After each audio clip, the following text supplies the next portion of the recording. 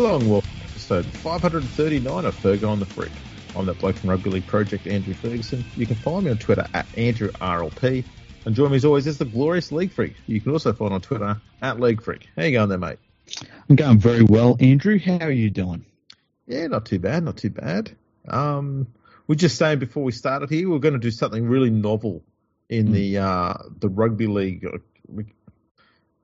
I was going to say media, but not in the sense that we're journalists, but just in the fact that, you know, listening to a podcast is a form of media. Yeah. We're going to do something foreign for the media this week and actually talk about football. Kind of weird, hey? Yeah. Do you think the people are ready for this? No. How could they be? The people are only ready for what they're told they're ready for. This is true. Should we talk about the games coming up or the games that were played? Let's talk about the games that were coming up, because I think the games that were played were a little bit... shit. Yeah, they were a bit average, weren't they? They were. Yeah. I'll give a quick recap. The Cowboys continued doing the same stupid shit they did against Newcastle, that is putting up kicks to corners and having no kick chase. And so the Sharks won that one. And Manly just turned up and shat themselves. Mm. And the Roosters fucking ran away with it. That was basically it. Tedesco scored Manly. And Luke Brooks had his first ever finals loss. The streak ended at 1. The streak, yeah. He was average. Tom Trbojevic was average. I think we can stop calling him a superstar. I know he's injured, but at some point you've got to perform in the finals. And, you know, for the Cowboys, yeah, that's just a non-event, really. I mean, the fact that the Sharks beat them and Nico Hines once again had another terrible game, I think that said a lot about how poorly the Cowboys played. Yeah, especially that first half, man. It was 24-0 half time. The Cowboys won the second half 18-2, but you go, yeah, you know what? When you're playing finals footy, you can't be giving away 24 points and a half. No. The Cowboys performed like a rich man's version of the Titans this year. Like we just got these just wild swings between their best football and their worst, and they can happen in the same game. And if you like that, you know. Yeah. The only talking point I've got from the finals footy was the Braden Trindle penalty try. You saw it? I did, to me, yeah. It was kind of like saying that a 35-foot putt is a gimme. Because he was awarded a penalty try 11 metres from the goal line. Here's how I look at it, right? Bad things happen when you grab someone that's running through to try and score a try. Yes. And so it was probably on the furthest end of, like, is this a penalty try? Like, some of them are, well, a guy could have scored that try if he was unconscious, right? He just needed to fall onto it. Yeah. That's the easiest ones to call. This was at the other end of that scale. But at the end of the day, I just can't get fired up about it, because bad things happen when somebody kicks the ball through and you fucking tackle them without the ball. Obviously. But I think for me, I'm pretty sure this is not the first time this has happened this year. Mm. And I'm fairly certain on every single occasion that's happened this year, that's just led to a bloke being sin binned and a penalty going to the team who got infringed, which I thought was what was going to happen. I just saw that and went, oh, there's sin bin. Yeah. And they went penalty try. I was like, because I'm of the mindset that the penalty try should be awarded when you can have as close to zero doubt whatsoever that the try is going to be scored. Mm. And when you're 11 metres away from the try line, that's 11 metres of doubt in my mind, and that's a lot of fucking doubt. I don't know. I think if I've got no one in front of me and I've got to turn a speed... You could have pulled a fucking hamstring. Yeah, but if I've got no one in front of me and I've got to turn a speed and the ball is obviously going to end up in the end goal, I turn around and say I would have scored that try. Hamstring could have gone. Mate, could have done a Tom Trbojevic and all of his leg muscles cramped up and then exploded. Yeah, and an act of foul play prevented us from finding out if that was going to happen. And so, therefore, there's a penalty. Should have been a sin bin and a penalty. I disagree. This is why we can't talk about football. Right, Mad Monday. Who had the best makeup? Yeah. No. But to me, that was the only one. Hairstyles in the NRL. I think that is the. I think penalty tries need to be like as clear cut as fucking possible, and for a long time they used to be. And I think for some reason they've decided to make it easier to score a penalty try than ever before, and I'm just not okay with that. See, I am, because I think there was a point where it had to be ridiculously obvious that you were going to score, and they were just too cautious with penalty tries. I would much rather them be along the lines of like the line was open, the ball was obviously bouncing in goal, and he was tackled with no one between him and the ball and the try line.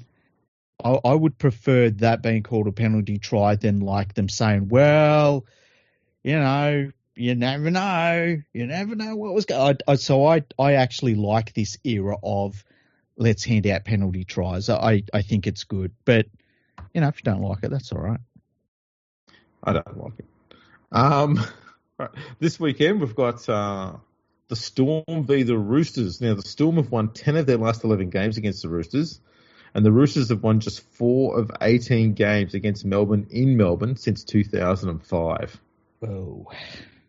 Yeah, it ain't pretty for the Roosters, and I can't see them getting the job done here. I don't think it's going to be a walkover though. I think it's going to be reasonably close-ish, but I just suspect that the Storm will have more than enough to get this done. Yeah, they know how to deal with the week off too, and so I think it would have to be one of those. And it happens every so often. The Storm will put up an anemic performance, and that's where you see them losing to, say, the likes of, say, Canberra or a team like that. Where the Titans have got a horrible record against. Yeah. Sometimes they just turn up and they look beatable. You know, I think it would have to be a case of that, which I don't know that they've ever done after a week off. And the Roosters playing at their very, very best. That's the only way I could see it even really being a contest. Otherwise, I just think the Storm will just smack them, to be quite honest. I haven't rated this Roosters team all year, and that hasn't changed. Just going to say, the Storm have scored 165 points in their last 4 games. Yeah. I mean, that's 41 points a game. Well, that's the thing, and we've talked about this a little bit, that if the Panthers didn't exist, we'd be talking about this Storm season as like one of the best seasons in the last 10 years, one of the best seasons. The thing is that it's existing at a time where the Panthers exist. So that like just them being around kind of takes the shine off of good things that teams do, because it's like, yeah, but they're not the Panthers sort of thing. So yeah, they're having an amazing season, and it's been lost in that, I think. So, yeah, I think they'll win this pretty comfortably. It's also interesting, too. I mean, you might be able to talk a little bit more about this. Up here, we're being told that there's a big push by the Melbourne media and stuff to get behind the Storm because there's no AFL team in there, you know. That's correct. The AFL Grand Final this weekend is Brisbane versus Sydney. Yeah. So there has been a bit of a push to try and get as many Victorians to come and watch the NRL to support the Storm. And I dare say most AFL fans who are fans of a Victorian AFL team have gone, cricket season. Probably. It's interesting, though, because like they sold out very quickly this game. And I wonder if they knew that there was going to be this opportunity for them, whether they would have moved to a bigger stadium, if there was that possibility. But at the same time, the fact that it's a sold-out crowd, I think they get 30,000 in that stadium down there. It's a real nice stadium. They would have had Docklands available, because I don't think they used Docklands through the AFL finals here. It's all MCG. Okay. So it's probably available the whole time, and they still haven't taken it. I don't know why.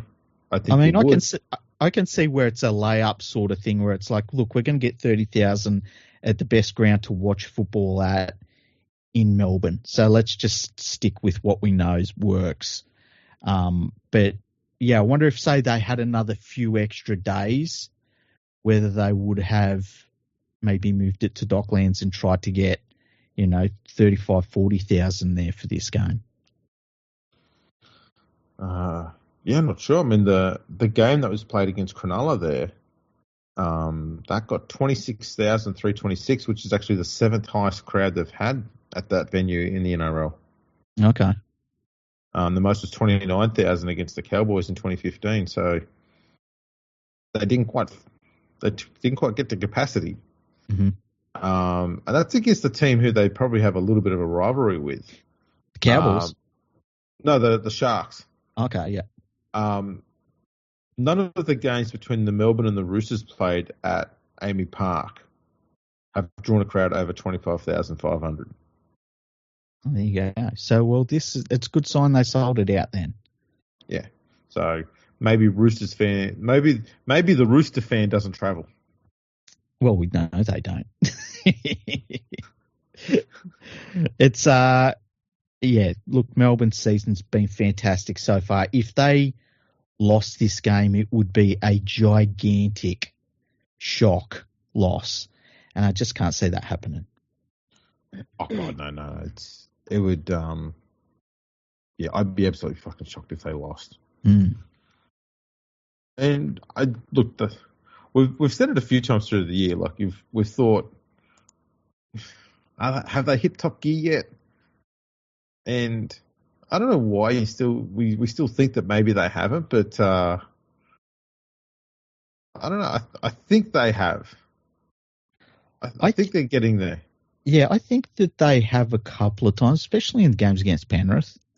Like their first round match, they were outstanding, and the game later on in the season where Nathan Cleary got injured, they were pushed by Penrith and they lifted. So I think we have seen them at top gear. And it's interesting where their top gear is at. Yeah. So I just can't see them losing against the Roosters. No. Any changes here? I'm not too sure there's any changes. No changes for either. Oh no, hang on.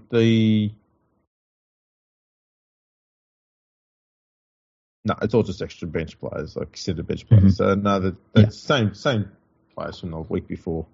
Mm-hmm. The next game, Panthers versus Sharks. Now, Penrith first week of the finals, won their 10th straight finals game, which equaled the record set by the Dragons from 1958 to 1962.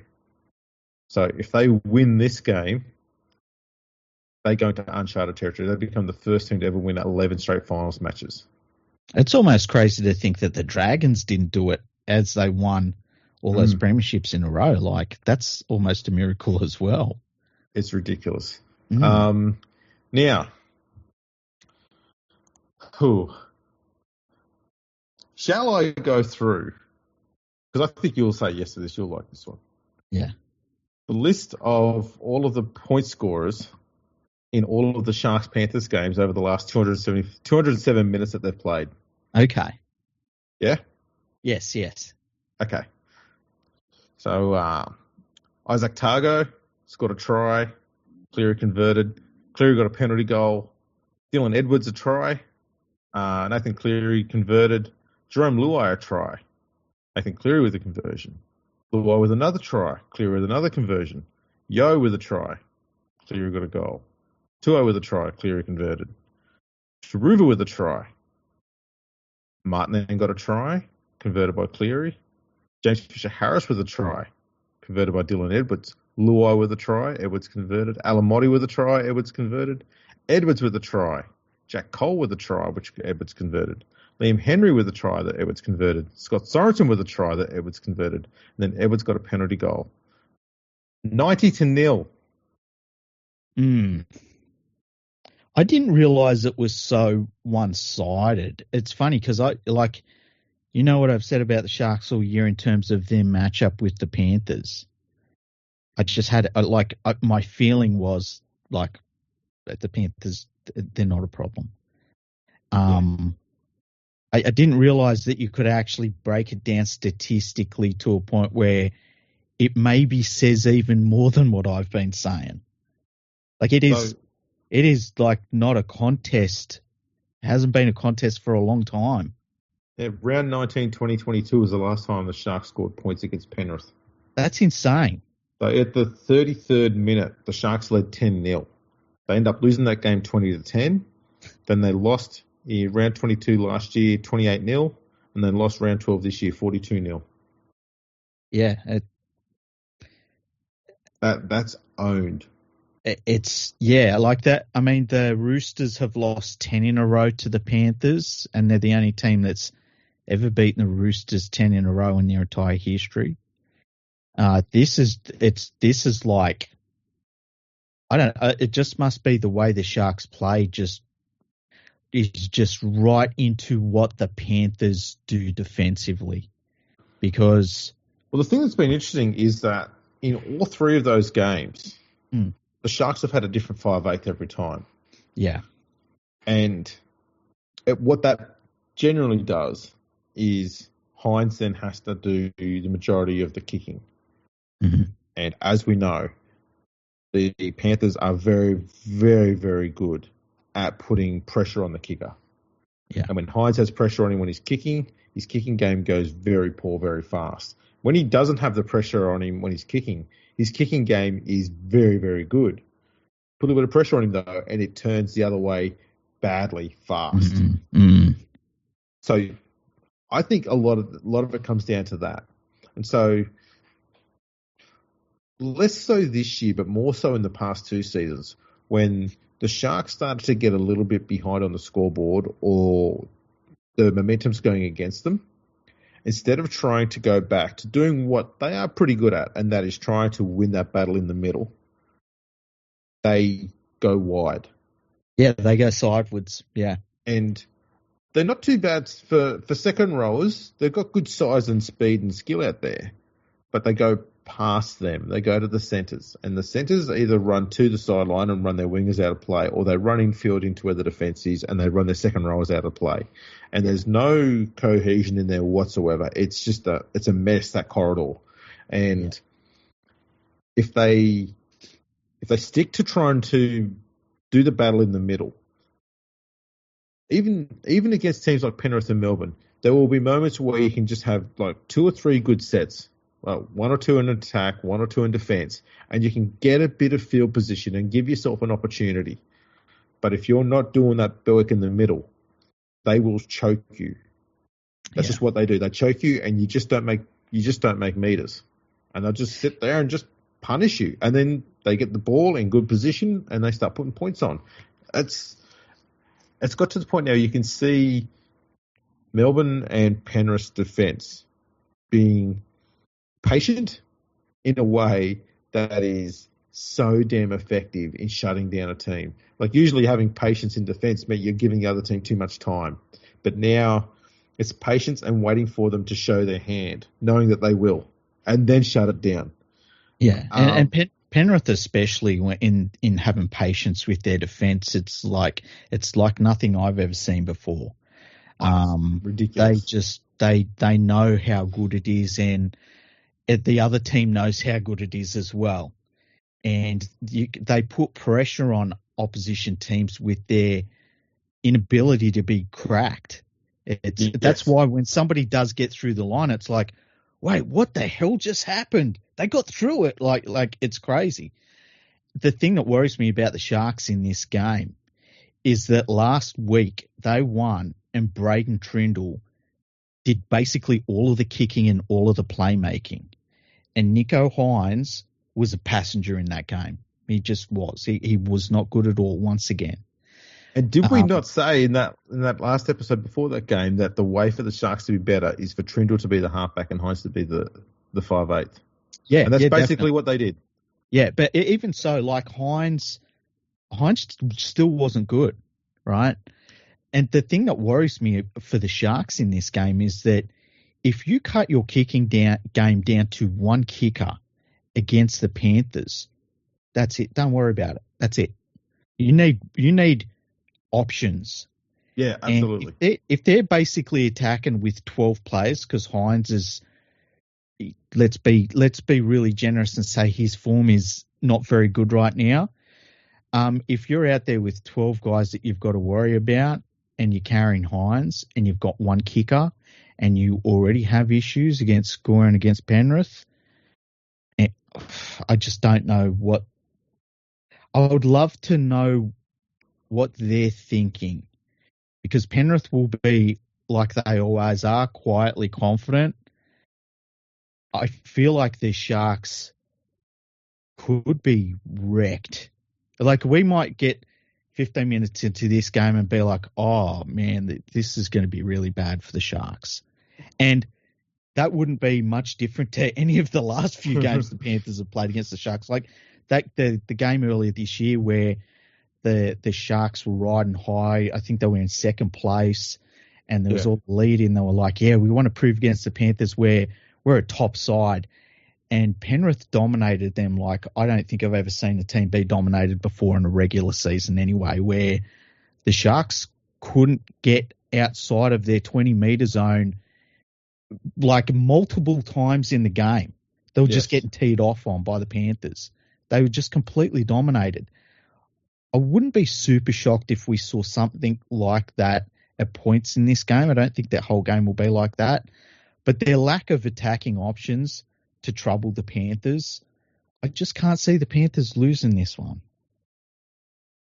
No, I can't see Penrith losing it. The only thing that I'm curious about with this Panthers lineup for this game is why is Schneider at 14?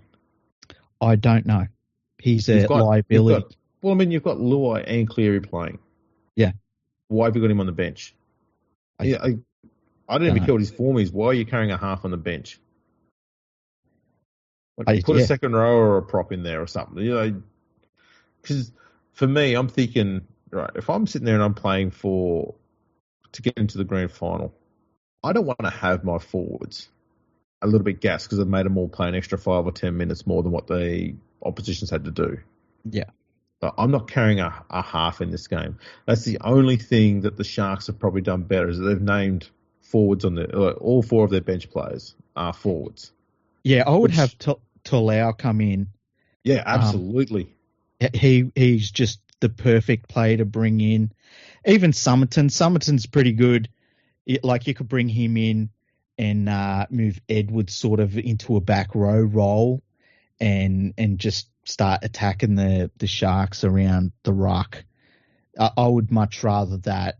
I wouldn't have had Snyder in the team for a very long time now. He's just not a first grader. No, he's not. But, they've got Sorensen on the bench. They've got their extended reserves, right, for the Panthers.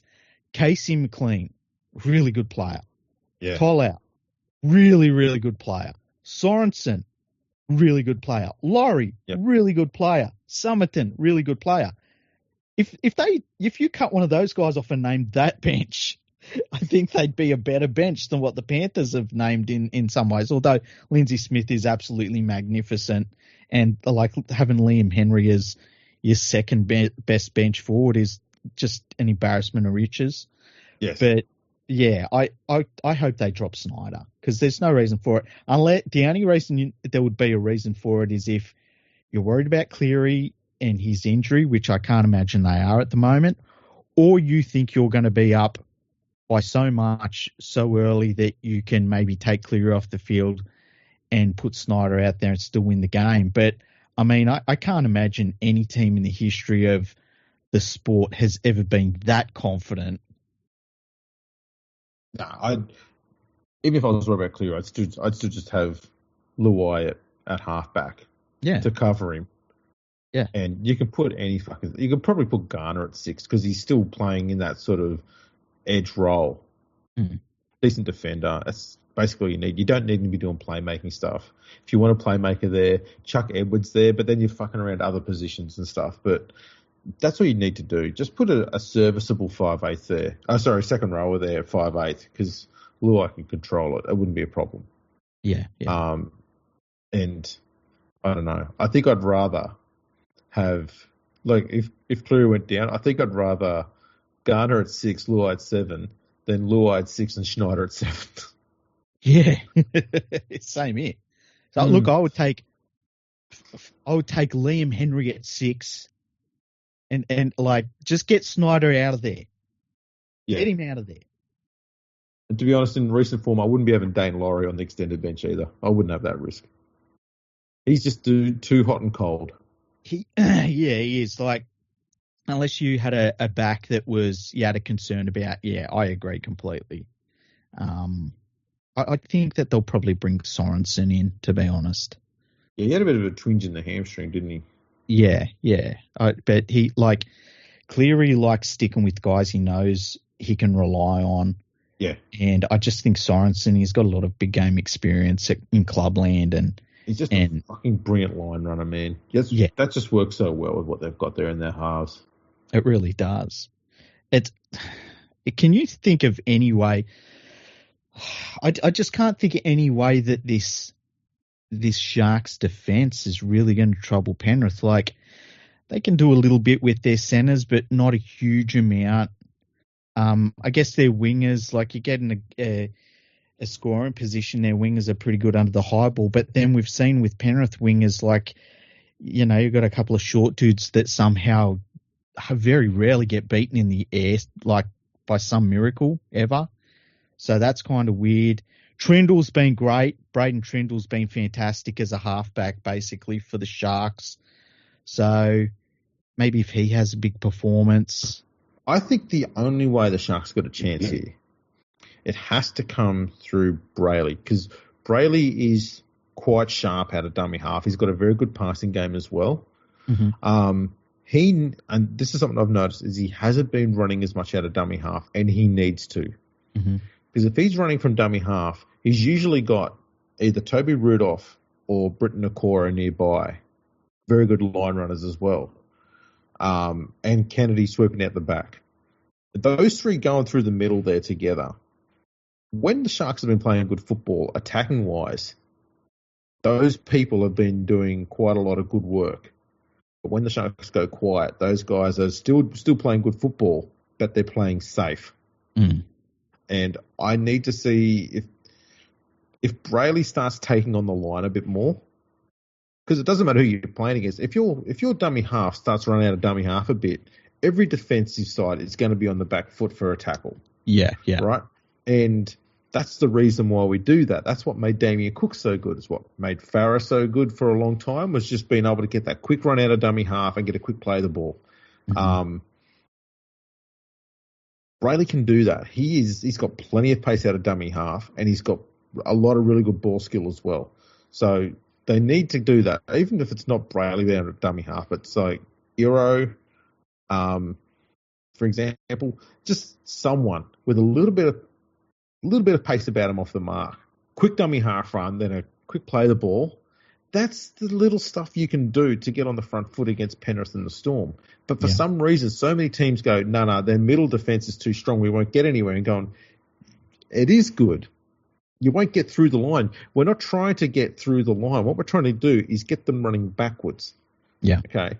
Because if you're running backwards, you're not coming forwards and your force is not stopping a line coming at you. You're running backwards, so that means that when a player runs at you and you're going backwards, they fall over the top of you. So they land face forward, they get another quick play of the ball. That's what it is. So that's why you want to get those dummy halves running more often. And that's the only way to get anywhere against Penrith and Melbourne. Yeah. It's got to be a starting point for them at the very least trying to break this team down. I also think Talakai needs to have one of those.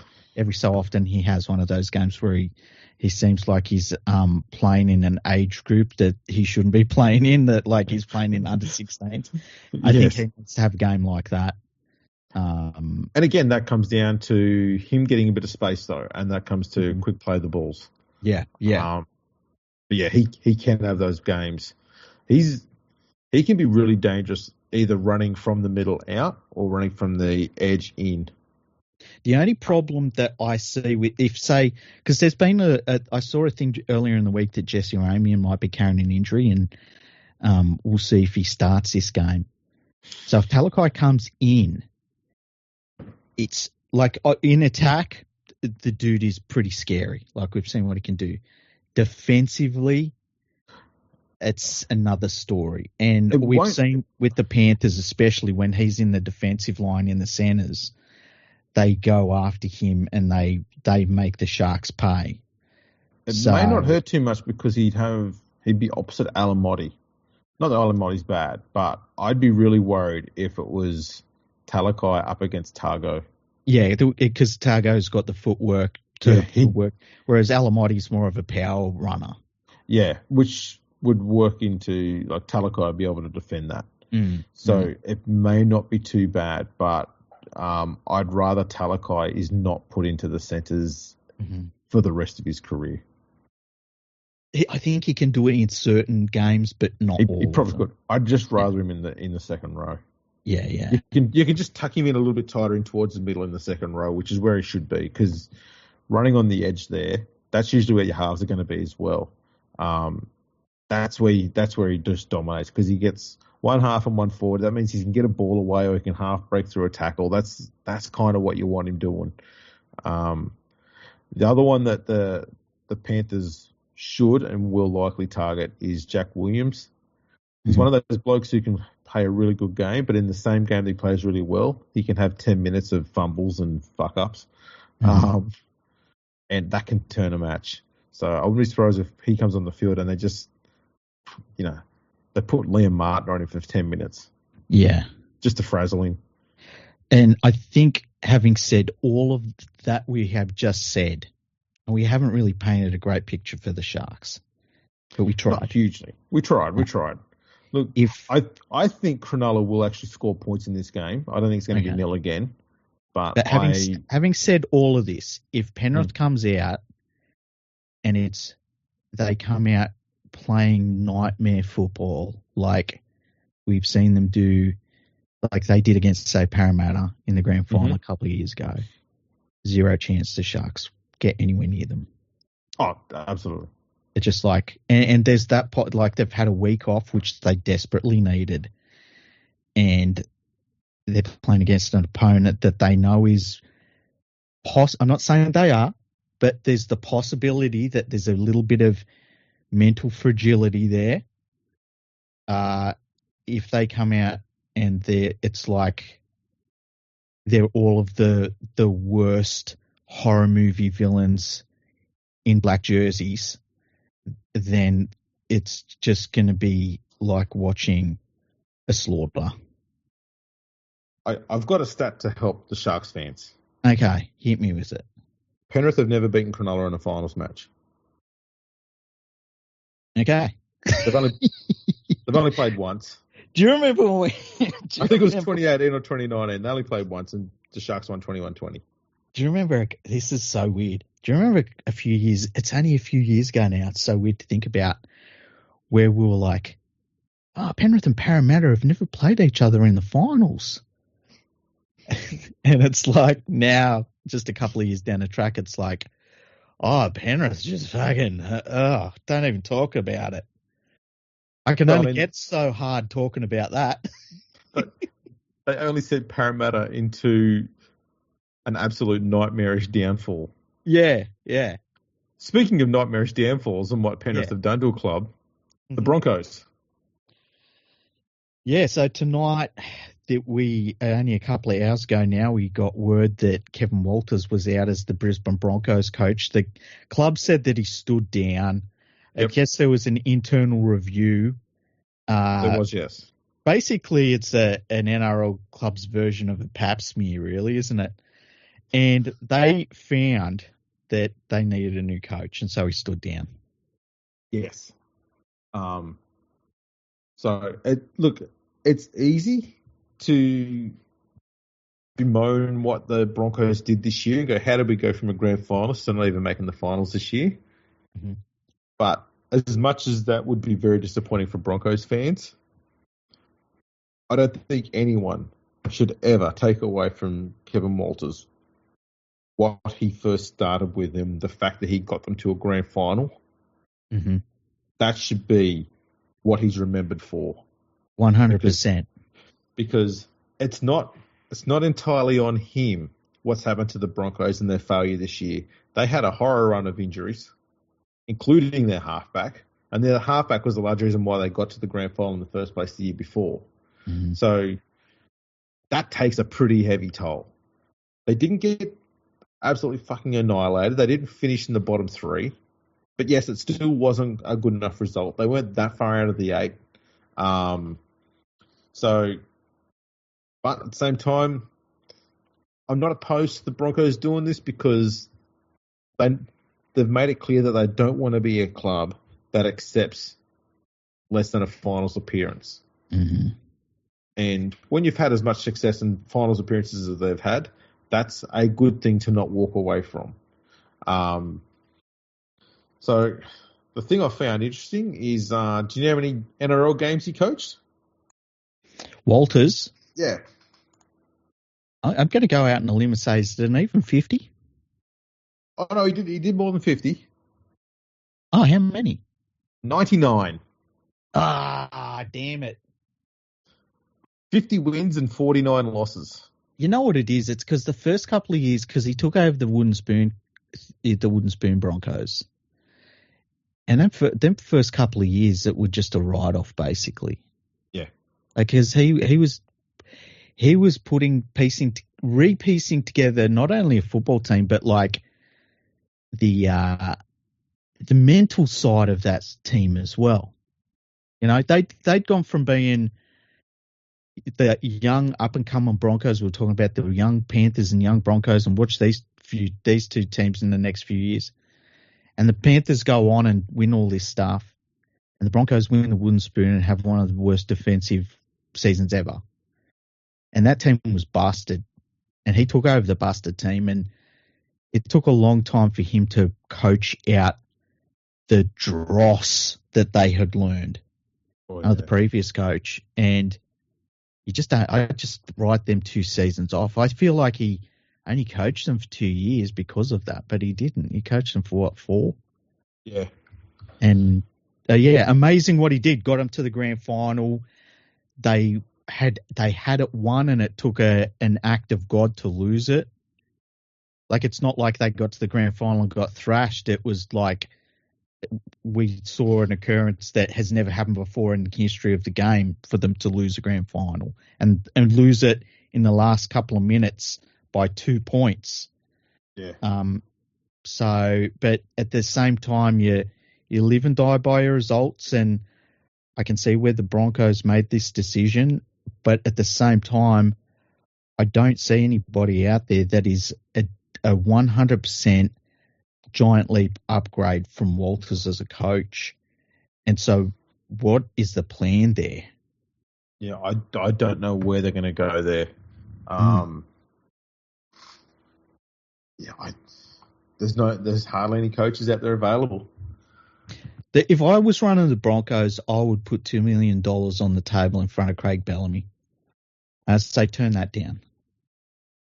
And it's a ridiculous amount of money.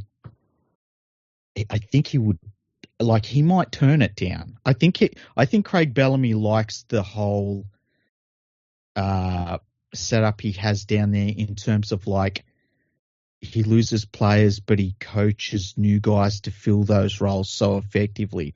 I think he loves that process. And to walk away from that process is massive because you can't restart that process next year at a different club. You've got to start that process and wait 5 years until that process is back in place. Yeah. So I think that's what gets Bellamy off as a coach, and he's very well paid down there anyway to begin with. And that's why if I was the Broncos, I'd be say no to $2 million. And said, just see what he says. The worst he says is no. You know, his first 2 games as a coach were at the Broncos.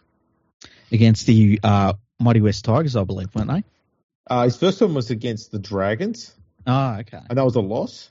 Yeah. And then against the Tigers, got a win at Campbelltown. Yeah, the baby Broncos. Yeah, back in 2002. What would you do? Who would you get as the Broncos coach?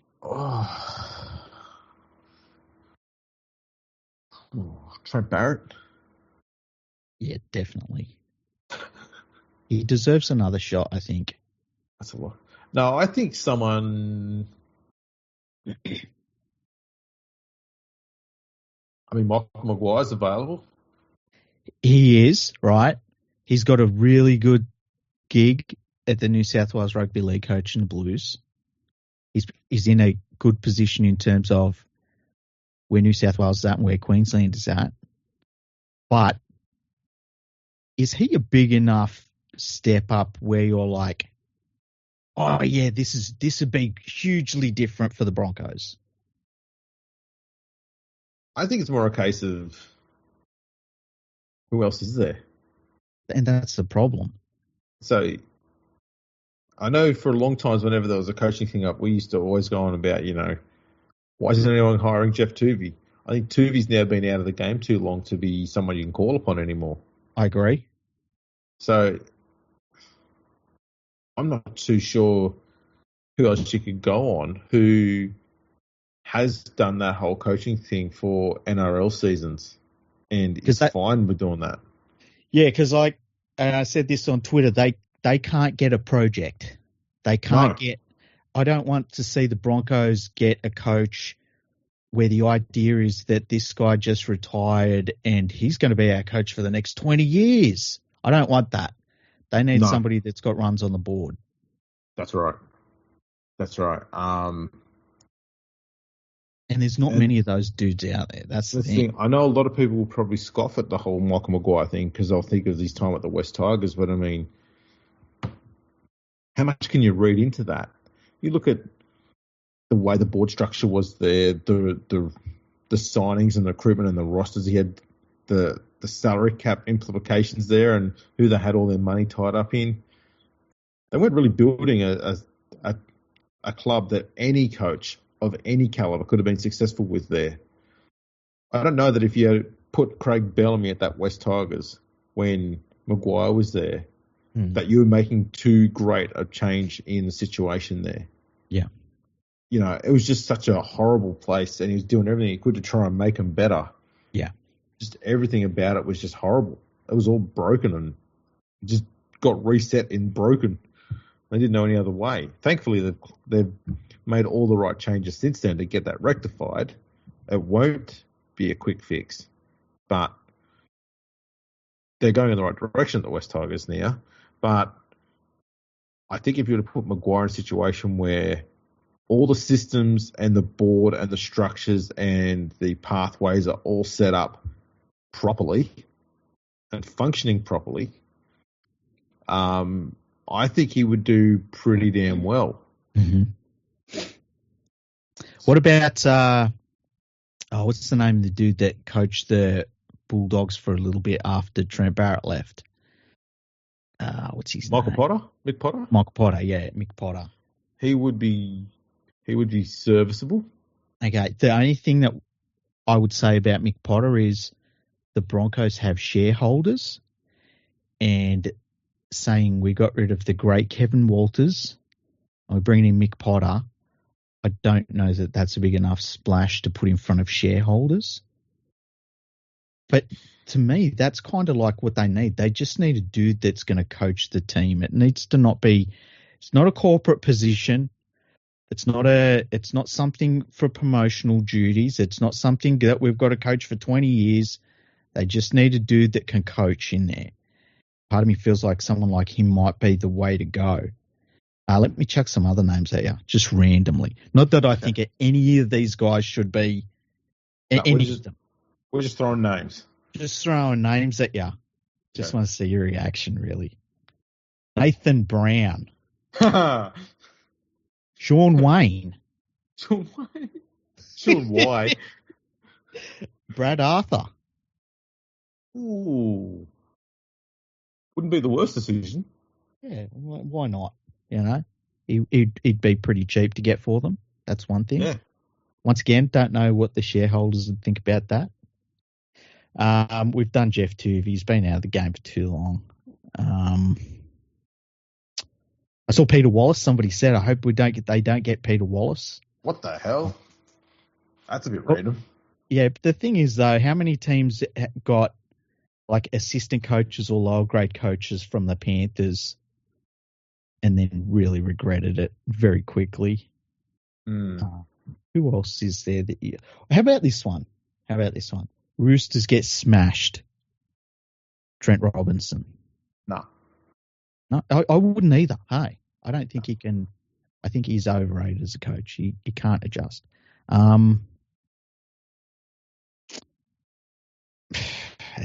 Doesn't need to be a former Bronco. Well, they like that, and that to me feels as though in an ideal scenario, what the Broncos want is a former Bronco that is going to coach there for 20 years. How's about this? Okay. Kevin Walter says, okay, you know what? I'm going to step down. Yeah. He gets a haircut. Yeah. And the Broncos say, we're going to appoint Kerrod Walters as our coach. Just Kevin again. I like it. He's just going to reset. Oh, here's another one for you. For you. And I said that this was somebody who's going to say this. You watch. Somebody will say this. The Walker boys. Oh, yeah, they're due. The Walker boys. It'd be a revolution. I'm now looking at the list of Broncos players, based sorted by who's played the most games. So you got Darren Lockyer, Alan Langer. I think Alf likes running the water too much. Yeah, he's been coaching them for the last 15 years anyway. Yeah, Corey Parker. Problem he's got is he can't talk for too long without getting lost. That's true. Michael Hancock. Yeah, he'd be an interesting coach for them. Hey, Shane Webke. I think Shane Webke would be too scary. He would be too scary. He'd be like Todd Payton, but with more violence. Yeah. Sam Thaiday. He's too busy flogging Maccas. Too busy on the open mic circuit. Yeah, I feel like Sam Thaiday. I feel like if you hang around him, he's awesome to talk to. He's really funny, super charismatic. But when you put a microphone in front of him, it doesn't translate. Yeah. There's not a lot of people I've seen there who would actually look like they'd make the transition to being a coach. No. I just thought of who it'll be. Mm-hmm. Billy Slater. Billy Slater. That's not a bad call. Billy Slater. Did you see how he would go with that transition to being a full-time NRL coach? I think it's going to be Billy Slater, Andrew. Here's my sell. Okay. Queensland legend. He could be the Broncos coach for the next 20 years. Hey. Yeah. You know what? They've already got a ready-made replacement for Slater as Queensland coach too in Thurston. That's a good point. Because let's be honest, Origin coaches are basically just man managers. You know who might also go after it is Cameron Smith, the Queensland coach. I mean, that's true. That's true. I don't think Cameron Smith wants to be an NRL coach. No. Okay, so back to Billy Slater, right? Mm-hmm. Slater sees the writing on the wall a little bit in Origin, leaves at the right time. No one's saying he left. You know, they lost the series, but it's not like he's leaving on a losing note. It's like, they just weren't good enough that year, sort of thing. Yeah. You know, which is very rare for after losing a series. So it could be the right time for him to get out.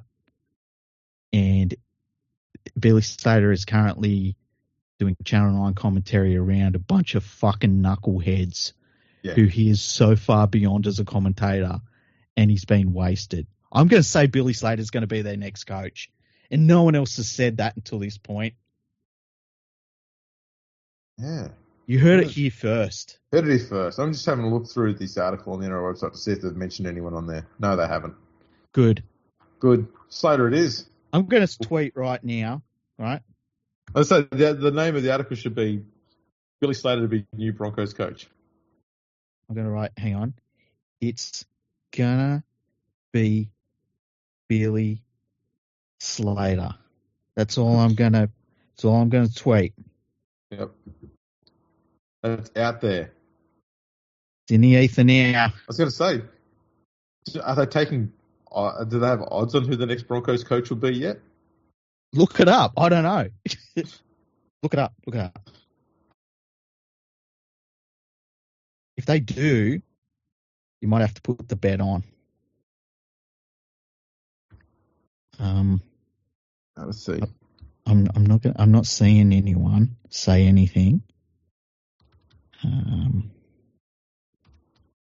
I had one of my followers saddened.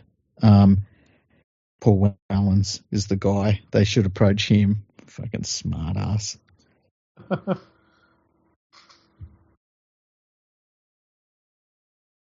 Do they have next Broncos coach odds?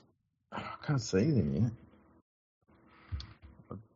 Basic search on Google. Who will be the next Brisbane Broncos coach? Surely someone's done that somewhere. You think so? No, they haven't done it yet. Because they're probably going to listen to this podcast and be like, close the books on that one. It's all over. My suggestion for you, Freaky, and for everyone listening, is to not sleep until that odd market comes up, and when Slater's name is there, dump your house on it. Exactly. I'm going to dump. I'm not going to dump the main house. Just one of my properties, maybe the 14th or 15th one. The one that's generating the least amount of rent. Exactly. Yeah, that one where you only charge $900 a week on rent. 100%. Yeah. You don't need those. You don't need those cheapskate bogans in there. They can find a tent somewhere. Bastards. So now that we've sorted out the Broncos coaching, what other news has there been in rugby league this week? I don't know because I was doing work stuff. Are we worried about the Sharks' future? No. You're not worried about the Sharks' future? No. Look, any team who is consistently making the finals, I'm not worried about. But I know at some stage you want them to get to a grand final and win it and stuff like that. But no, I think there's 9 teams who I'd be more worried about first. And they're the ones that are not playing finals footy. What about you've got a team that will not be getting crowds at home higher than 13,000? Yeah, that's easy to fix. I'm not worried about that. I'm generally not worried about that. How do you fix that, though, if you can't fit more than 13,000 in there? Aren't they still renovating that place? They can't really renovate it any bigger. I thought they were still doing work on it to make it bigger. I don't think they are, hey? Because they can't build out one side of the stadium because you'll cut off all of the views from the apartments. They can get fucked. Come on, we're not the government here. It's only the Sharks. Well, they can either get fucked or they can buy a ticket to sit in their house and watch the football from their window. I don't know. I just think that if you can only get 30, if you have literally capped yourself at 13,000 for every home game, and then you have a finals game at the SFS, and you get what did they get, 20-something thousand there? It worries me. Yeah, look, it doesn't worry me to the point where I'm worried about their existence. Mm-hmm. But I think what will happen is the NRL will eventually just say, look, we need you to be playing at a bigger venue. They're not about to go broke. No NRL team can go broke anymore, right? No, and it's not like the Sharks of the past where they're constantly on the bloody edge either. They're fine financially. They're okay. Yeah, 100%. Like even the West Tigers, there was never a chance that they're going to go bankrupt or anything, right? But I just think that at some point, especially once we got a team in PNG, we got a team over in Perth, and everyone's getting crowds of if it's like the smaller crowds are 16, 18,000, a lot of clubs are getting 20 plus.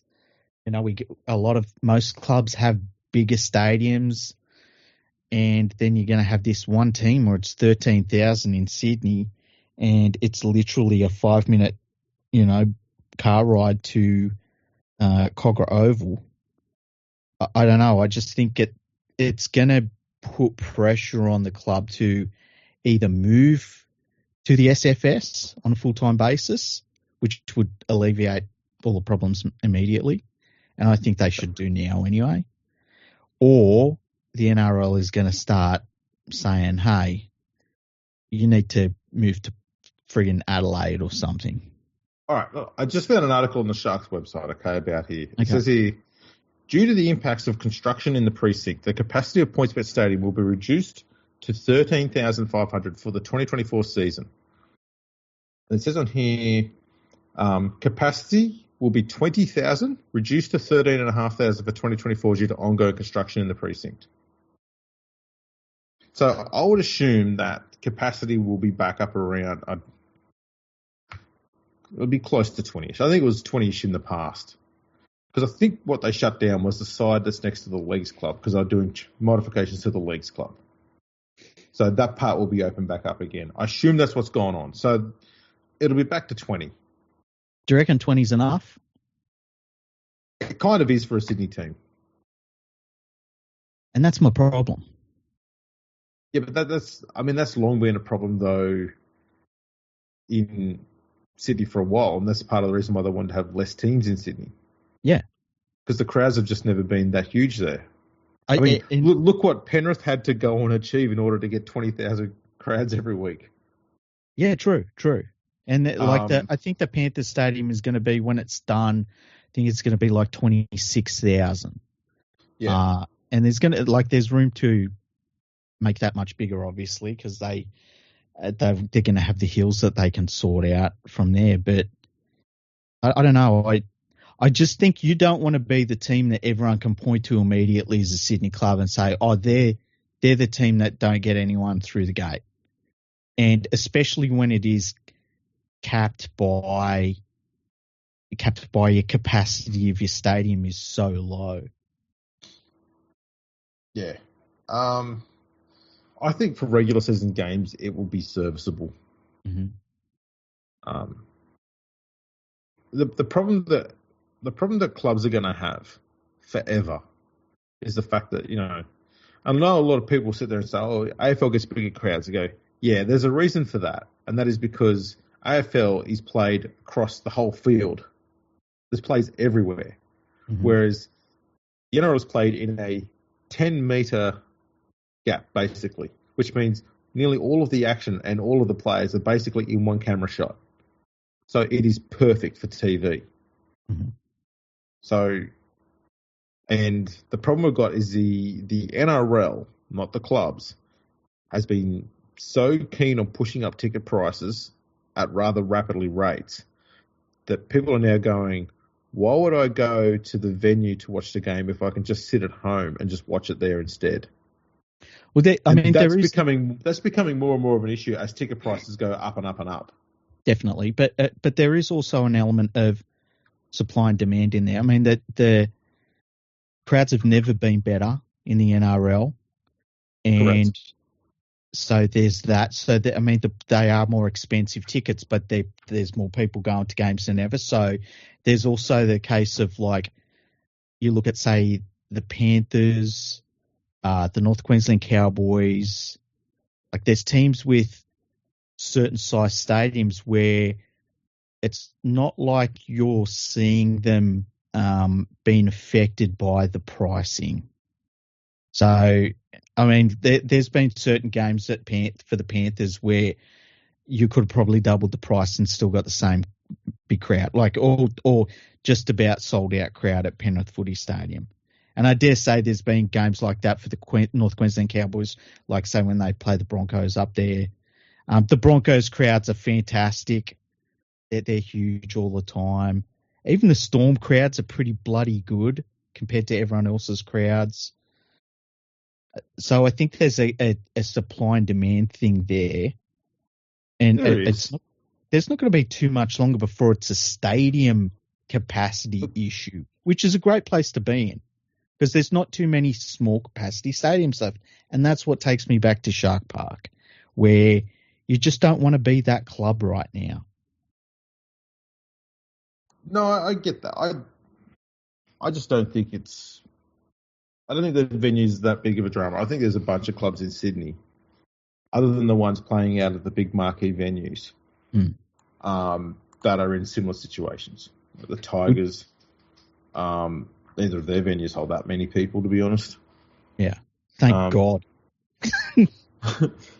But the thing about the crowds too, the last 2 years have been, I think the only 2 times we've gone past 4 million people for total attendance, which is great and all. I do wonder how much of that is due to having, say, a Magic weekend at Suncorp Stadium, and how the average crowds or total attendance is impacted. Like, are they counting all of those people every single time? If there's 50,000 going for one of those games and there's 3 games on that day, are they counting 50,000 3 times? Yeah, so you got like Super Saturday, you've got 150,000 people attending, but it's really the same 50, So there's things like that which I would like to see how the NRL calculates that. That's never really made clear. And then you've got those marquee games like the one over in Las Vegas and stuff like that. They'll do these little marquee games. These things aren't bumping the average up immensely, but they are bumping it up a little bit. So, I don't know. I think what needs to eventually happen in Sydney is we need to have less suburban crowds. I think it needs to be somewhere around the mark of 0. Right? What about instead of having marquee venues? No, well, I think eventually what's going to happen is we're going to have a marquee venue in the west, one in the CBD, and if we're smart, we'll try and get one in the south somewhere, right? And they get shared. So the west one could be... So you would have, say, the SFS, right? Mm-hmm. You'd have, let's say for now, Homebush Bay Stadium. Yep. You've got Parramatta Stadium there. Yeah. You wouldn't have Penrith Football Stadium? No, I'm saying that what would have been smart would have been to have one in the west, one in the CBD, and one in the south, and you'd share them. Now they've got one at Penrith. I think it would be smart. It won't happen, but it would be smart if the Tigers and the Panthers shared that venue. Because if it's being shared and being used a lot, there's a fair chance you're going to get a lot more government funding to go in there to make it bigger in the future. Okay? Hang on. Let me get this straight. You're a West Tigers fan, and you want another fucking stadium? It's our jungle. You son of a bitch. We own them all. You want a 12th stadium, you fucker. Mate, point out to me a jungle that's only the size of an acre. Jungles are fucking huge, man. This is more jungle than 70s porn, Jesus. Mate, we need all the jungle we can get. But yeah, I'd do something like that. I would have had Penrith Bulldogs using Homebush. You can have the Roosters and Souths using the SFS. Penrith and the Bulldogs using Homebush. No, Parramatta and the Bulldogs using Homebush. But I would have liked to have had, instead of the SFS being built up, I would have probably preferred having, I don't know. I just think it would have been better having one massive stadium out where the SFS is, for example, and not have Homebush. But Homebush is there, so you got to use the fucking thing. See, the problem with the SFS though, right, is it's probably the most difficult stadium to get to. It is. For people in Sydney. Like, you can't drive there, you can't get public transport there. It's fucking hateful. Like for me, I never would have. I would have just said, you know what, SCG, it's yours. You can have it, and just go set your NRL headquarters up at Homebush, and maybe have that as your city one, right? But then have one in the south somewhere. I don't know where. There's no fucking land, but I'd have one in the south somewhere, and the bunnies, the dragons, the sharks could play out of it, for example. Make the Roosters go and play in Western Sydney or something like that. Who cares where they play? Adelaide. That'll work. It's. But I just think it's eventually it's got to get to a point though where they go, you know what, we can't have 17 venues being used in Sydney. We've got to get it down to 3 or 4. And everyone start sharing venues. I don't care which ones you use them, because if they ever want to get these things constantly being upgraded, which they always need, like maintenance, upgraded. It's going to be easy to get that shit approved by a government and to have governments tipping in more of the share of the value to get it upgraded if there's a fuck ton of games being played there. But if there's 10 games a year being played there, they're going to go, nah, I can wait. Yeah, I agree. I agree completely. And like, I do like the idea of having, say, you've got like Penrith, you got Parramatta, and you got the SFS, which I would like them all to be like, Parramatta's 30,000. I would like Penrith to have been 30,000 as well. But that's not going to happen. But it's 26,000. It's pretty close. It's going to be about 26,000 when it's rebuilt. And then we work off of that backbone. Like, obviously, the Olympic Stadium you can sort of look at that a bit differently. Although what I think would have been perfect for Sydney is you tear down that stadium and you rebuild it, and you rebuild it to be the best stadium in Australia. Rectangular, like look at the NFL stadiums and build something like that for rectangular sports. If they would have done that, you get the Bulldogs there, the Bunnies would stay there, they would get much bigger crowds because the whole experience would be better, the viewing experience would be better. I think that would have been amazing. But, you know, it's because you've got 100,000 different fucking council areas in Sydney is a problem. Yeah. And then you've got just, you know, the New South Wales government is like pretty much every other government in Australia. They're wonderful people who get the job done, and they won't be coming after me for disinformation. You know what would be the most perfect troll? What? Is if we scrapped every single venue in Sydney and we said, right, we're going to make sure all Sydney teams, they have the one same venue. And it's a venue that holds 100,000 people. It is state of the art. It is rectangular, and they built it in North Sydney. So everyone in North Sydney gets to watch every other team play in their home area except their own. That's hilarious. That'd be the ultimate troll. It's, and then actually, no, allow one other venue, and that's Brookvale. They're not allowed. Manly's not allowed to play there. Yeah, that would actually be better. Look, Brookvale Oval, you can see where they could build that into a nice little suburban ground. Yeah, I don't know. It would serve the Manly Seagulls. Manly Seagulls are not going to get, you know, they don't need a stadium of 30,000. I think the suburban venues should be the training venues, and it should be where the club headquarters are based, so they can have that link to their past, and they're still being used. But I just think we need to be moving away from playing at those venues because they are just pouring money in them to maintain them, and it's too much to upgrade them these days. It's just we've got to move forward. $300 million for 2 grandstands in Penrith. Yeah. I think that tells you how much it costs to just so upgrade a place. You know, so it is. Money. It is. That's why I would have loved to have seen Penrith get a copy paste of what they've got at Parramatta. I think it would have been a good investment for like decades and decades and decades. And I think it would have set a precedence of like, we will only build this sort of thing.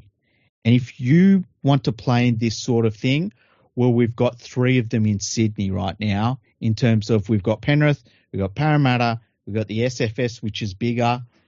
And if you want to play in that stadium now, we've got 3 of them. Pick one. Yeah.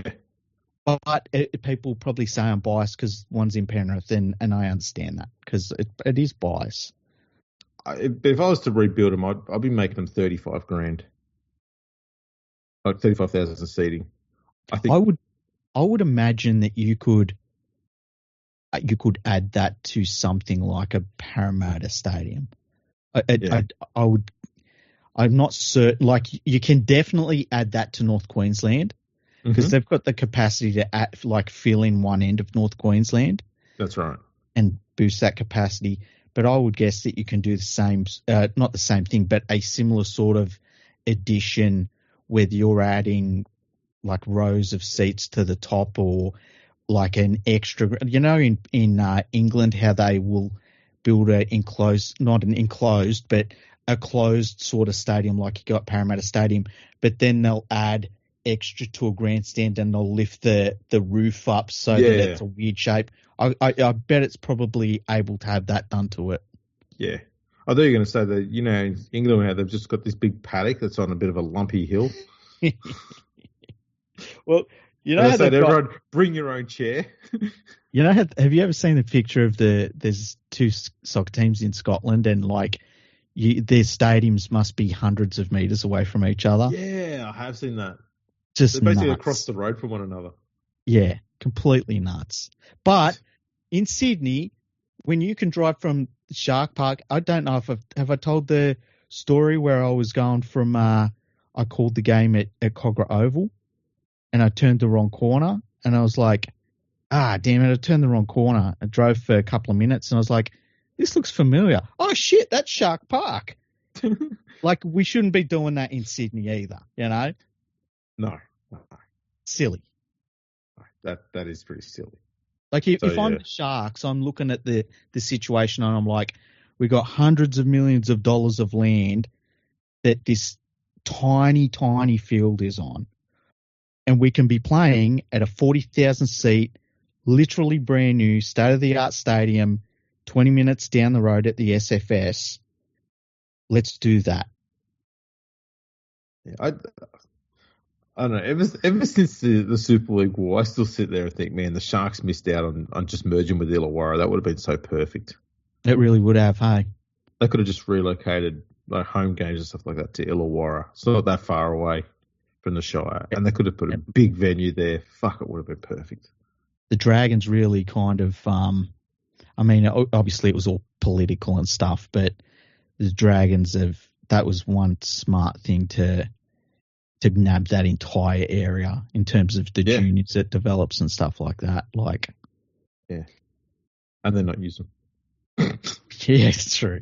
Well, I was thinking, I don't even know why I was thinking about this a couple of weeks ago, but I was thinking like, imagine if the Sharks didn't exist and all of these Sharks players that they developed were going into the Dragons like it used to be before the Sharks ran in 67. Like how strong the Dragons would have been the entire time. Like they basically wouldn't have had off years, really. Oh man! Like you think about like you know, Jason Stevens, E.T., Peachy, and they're Dragons players. Yeah, Matt Rogers. Yeah, they're coming in. They're playing, you know, with the likes of Trent Barrett was an Illawarra junior, but like McGregor, he was an Illawarra junior. Coyne, like E.T. and Coyne would have been your centers. Yeah, like that's ridiculous. Yeah, that's mind blowing. Yeah. Even like you know, you think of like your halves might have been Paul Green and Anthony Mundine. Jason Stevens in the pack. It would, they just wouldn't have down years. It would very much be like what you kind of, well, I hope the Panthers are like from now on, where their juniors are just ridiculous. You think you take that and how those two teams had performed in finals at the stage, you go, man, they could have lost like 9 grand finals in a row. If they just were the one team, they'd score points against Penrith occasionally. Yeah. I'm sure there's a lot of fans out there from any other club going, listen to this prick being all fucking lippy. Where's your team again? I'm going, yeah, I know. It's all right. I'm dragging Andrew with me on this one. No, you know what they're saying? You're a mouthy bastard, aren't you, Fergo, eh? They're saying, oh, what about if we merged the fucking Tigers and Magpies? How would that go? Yeah. Well, we kind of knew how it was going to go, and it went that way. Everyone fucking knew from the beginning. But, yeah, it's something to think about, isn't it? Like if the Sharks never come into the competition, when would have been the bad years for the Dragons? And it's hard to see them at all Like even you go back to the 80s, where the Dragons started having some off years after their gigantic run in the previous decades. Like the Sharks had some pretty fucking good players in the 80s. Yeah, there's not too many seasons where both sides finished outside of the finals. So you just combine them, and they would have been good through. They would have been at least good through the 80s. In the 90s, they would have become ridiculous, and I just can't see where it falls off. Yeah, it would have been pretty damn impressive.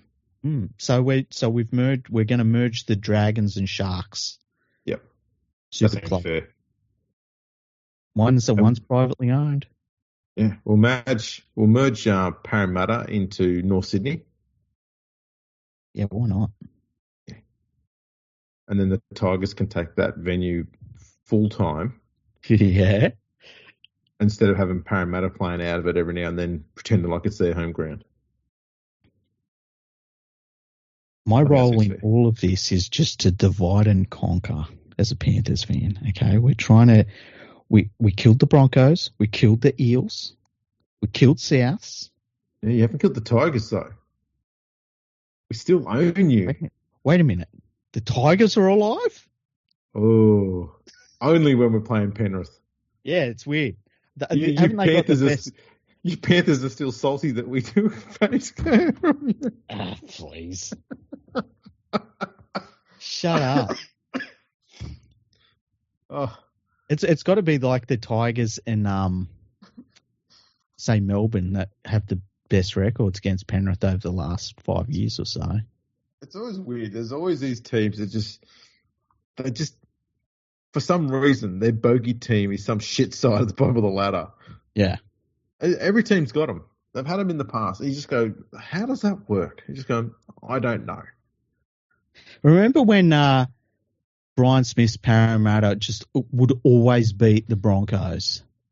Even if they were going crap, if they didn't beat them, they made it really difficult for them to win. Like the Broncos had to drag themselves to win, and you're like, man, what is going on here? Yeah, that was pretty nuts. Yeah. Canberra had that issue with Balmain for a long time. Yeah. You know when Canberra finally beat Balmain for the first time? This is the grand final? I think it might have been. It was pretty fucking crazy. It's all right. No one will ever bring that up again. No, I won't get mentioned again. I'm trying to think if there's been. I mean, obviously there's been ones between the Sharks and Manly. If they've had runs against each other. Look, the Canberra one against the Storm a little bit is a bit funny. And the Warriors had a little bit of one for a while against the Storm, but not for a long while now. The Storm is completely dominating that. The one in Melbourne that's the big one is the Bulldogs. Oh, really? Yeah, I think they've got close to a 50% success rate in Melbourne.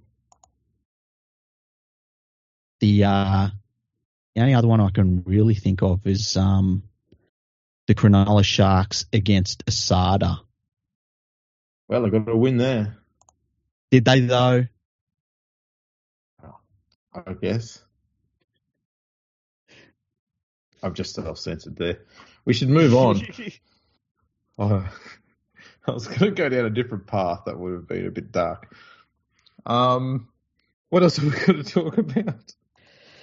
I saw a thing that was posted during the week about the falling broadcasting rights in Super League over in the UK and how basically the broadcasting rights are plummeting in the UK. And they basically confirmed that London won't be part of Super League next year, and one of the backers of London basically said, well, that's me done after 27 years. And London had a supporter for 27 years? Yeah, they did, It's kind of weird when I found out. I don't know, like a lot of people were praising him and stuff like that, and, he's probably a nice bloke and everything, but it's not been a good 27 years for the Broncos, has it? No, it's not been great. Yeah. So it's just the continued downfall of the game over there, and I was tweeting a little bit about it. Oh, you know what we haven't talked about yet, and this kind of leads into it a little bit. Callan Ponga a couple of days ago come out and said that he would not be made available for the Australian team at the end of the year, which I thought was a little bit strange.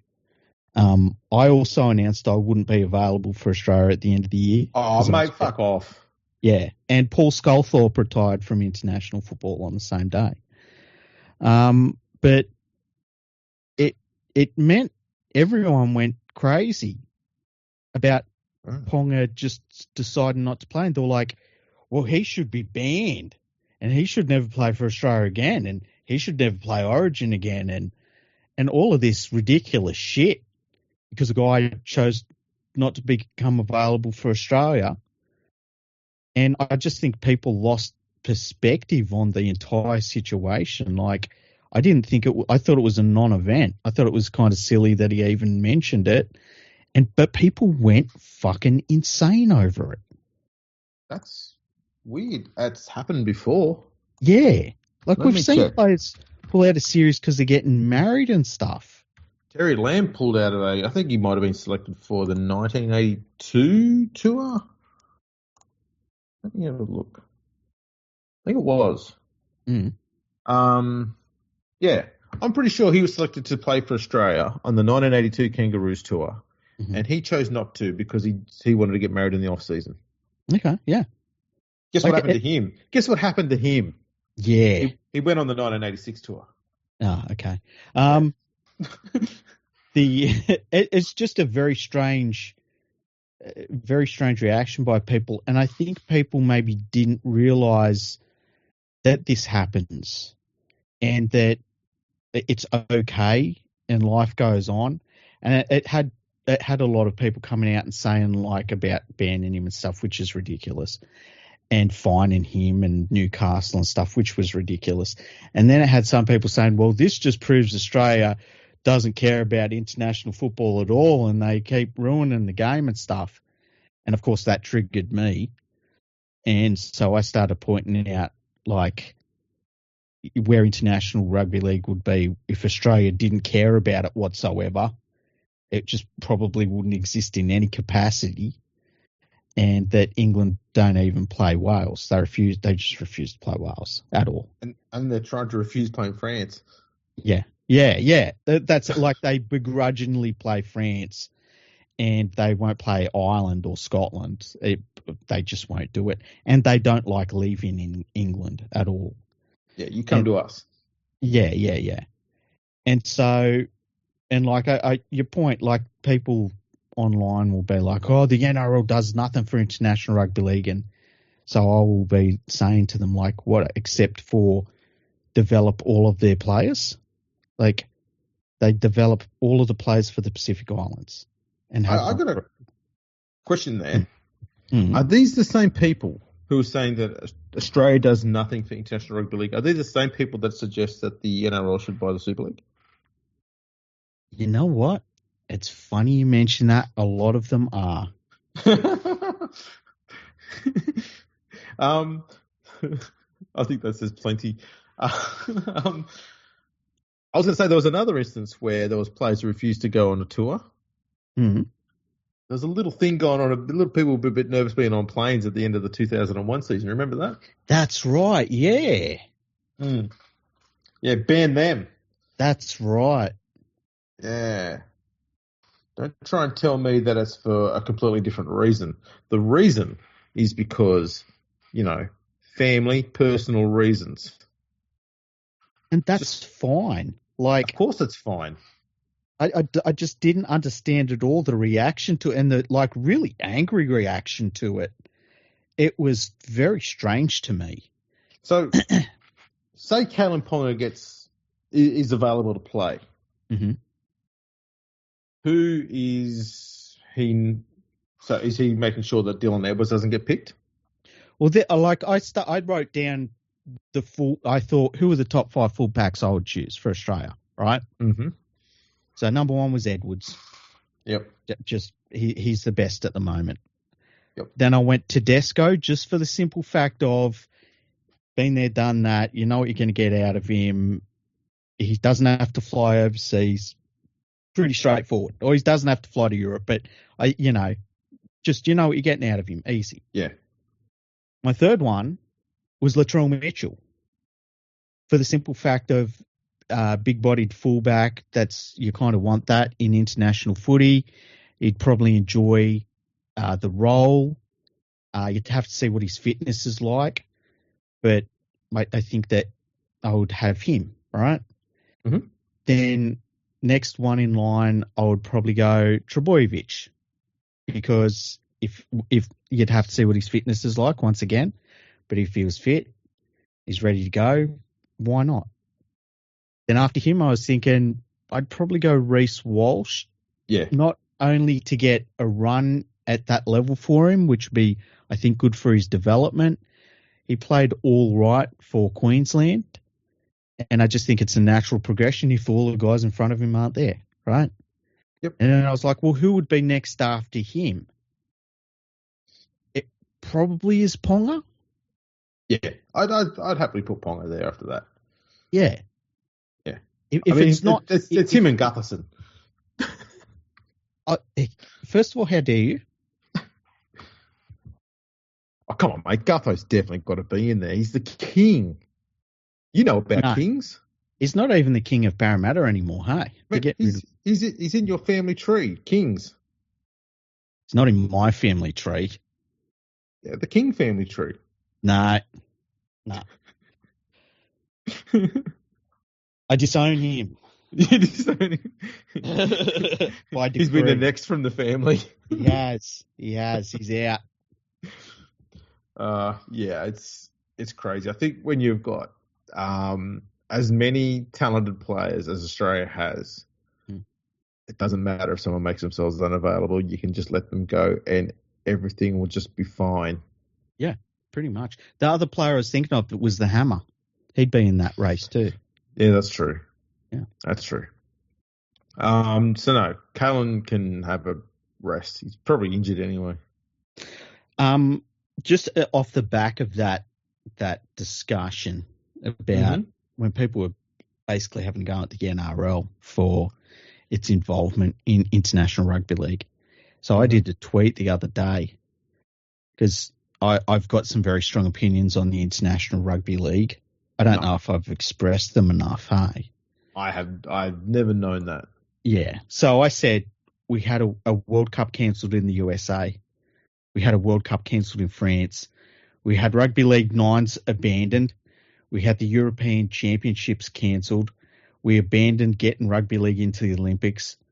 We have late scheduling of competitions in terrible formats, and that is all the International Rugby League's fault. And there's a tweet I did that people really seem to like that tweet because it is my personal opinion and mine alone that I believe the International Rugby League should be dissolved, and I think the NRL should run everything because they're not going to do any worse.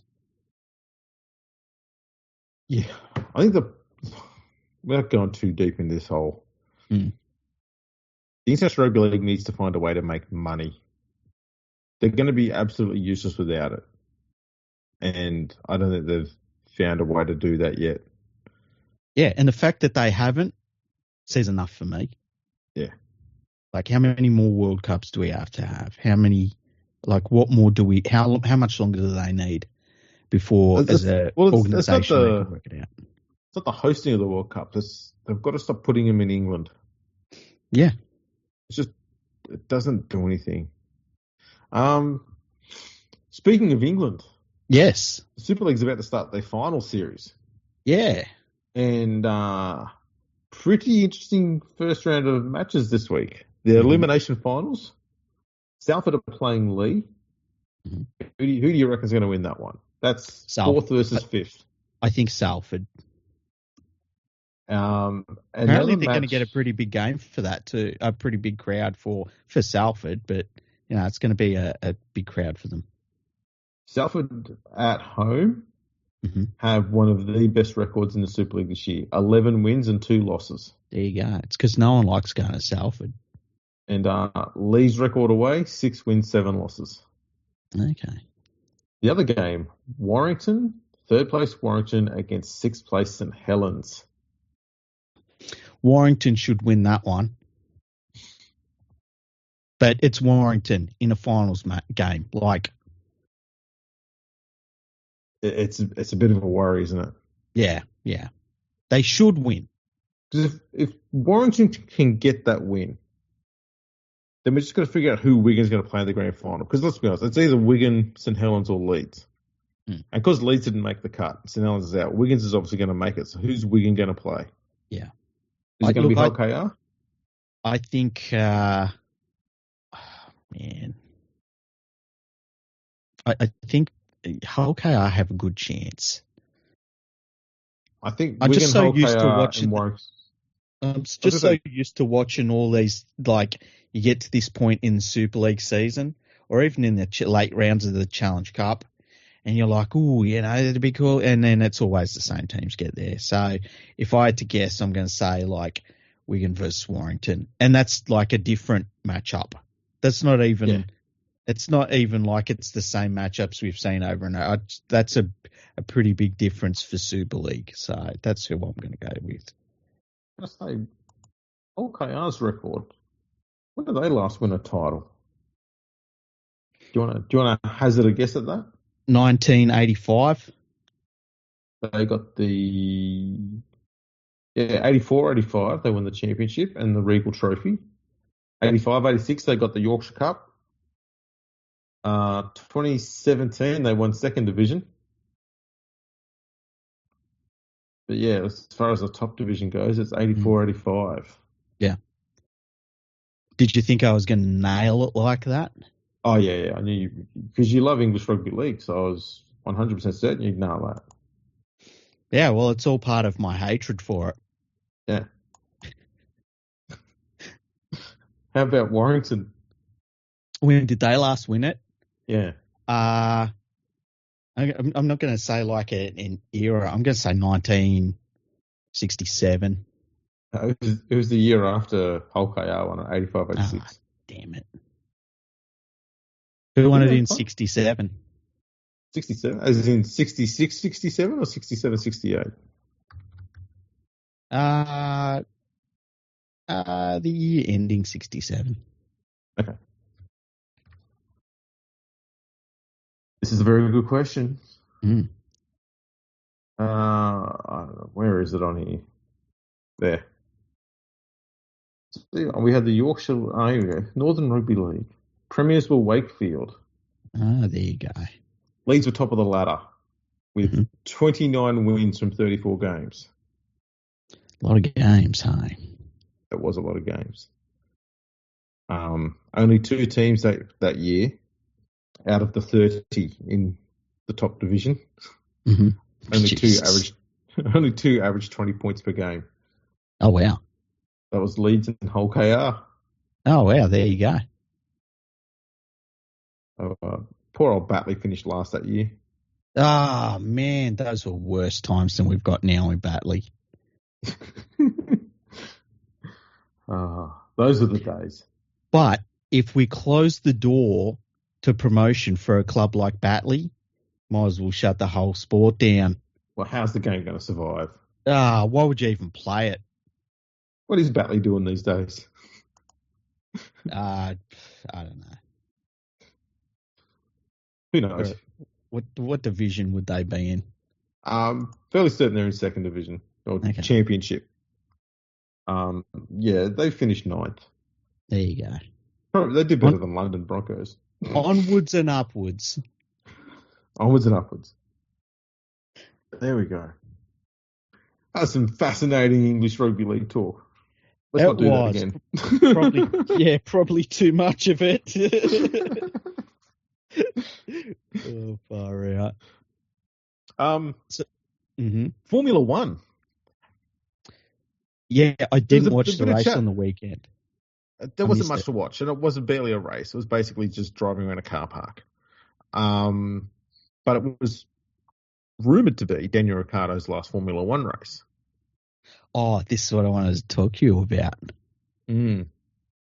What was your reaction to the reaction of people that were talking about Ricciardo might not race again? I don't know why people get so. It's been weird because for most of the year, people have just been saying, he's washed, and I wouldn't say washed because he wasn't being flogged by his teammate. That's for sure.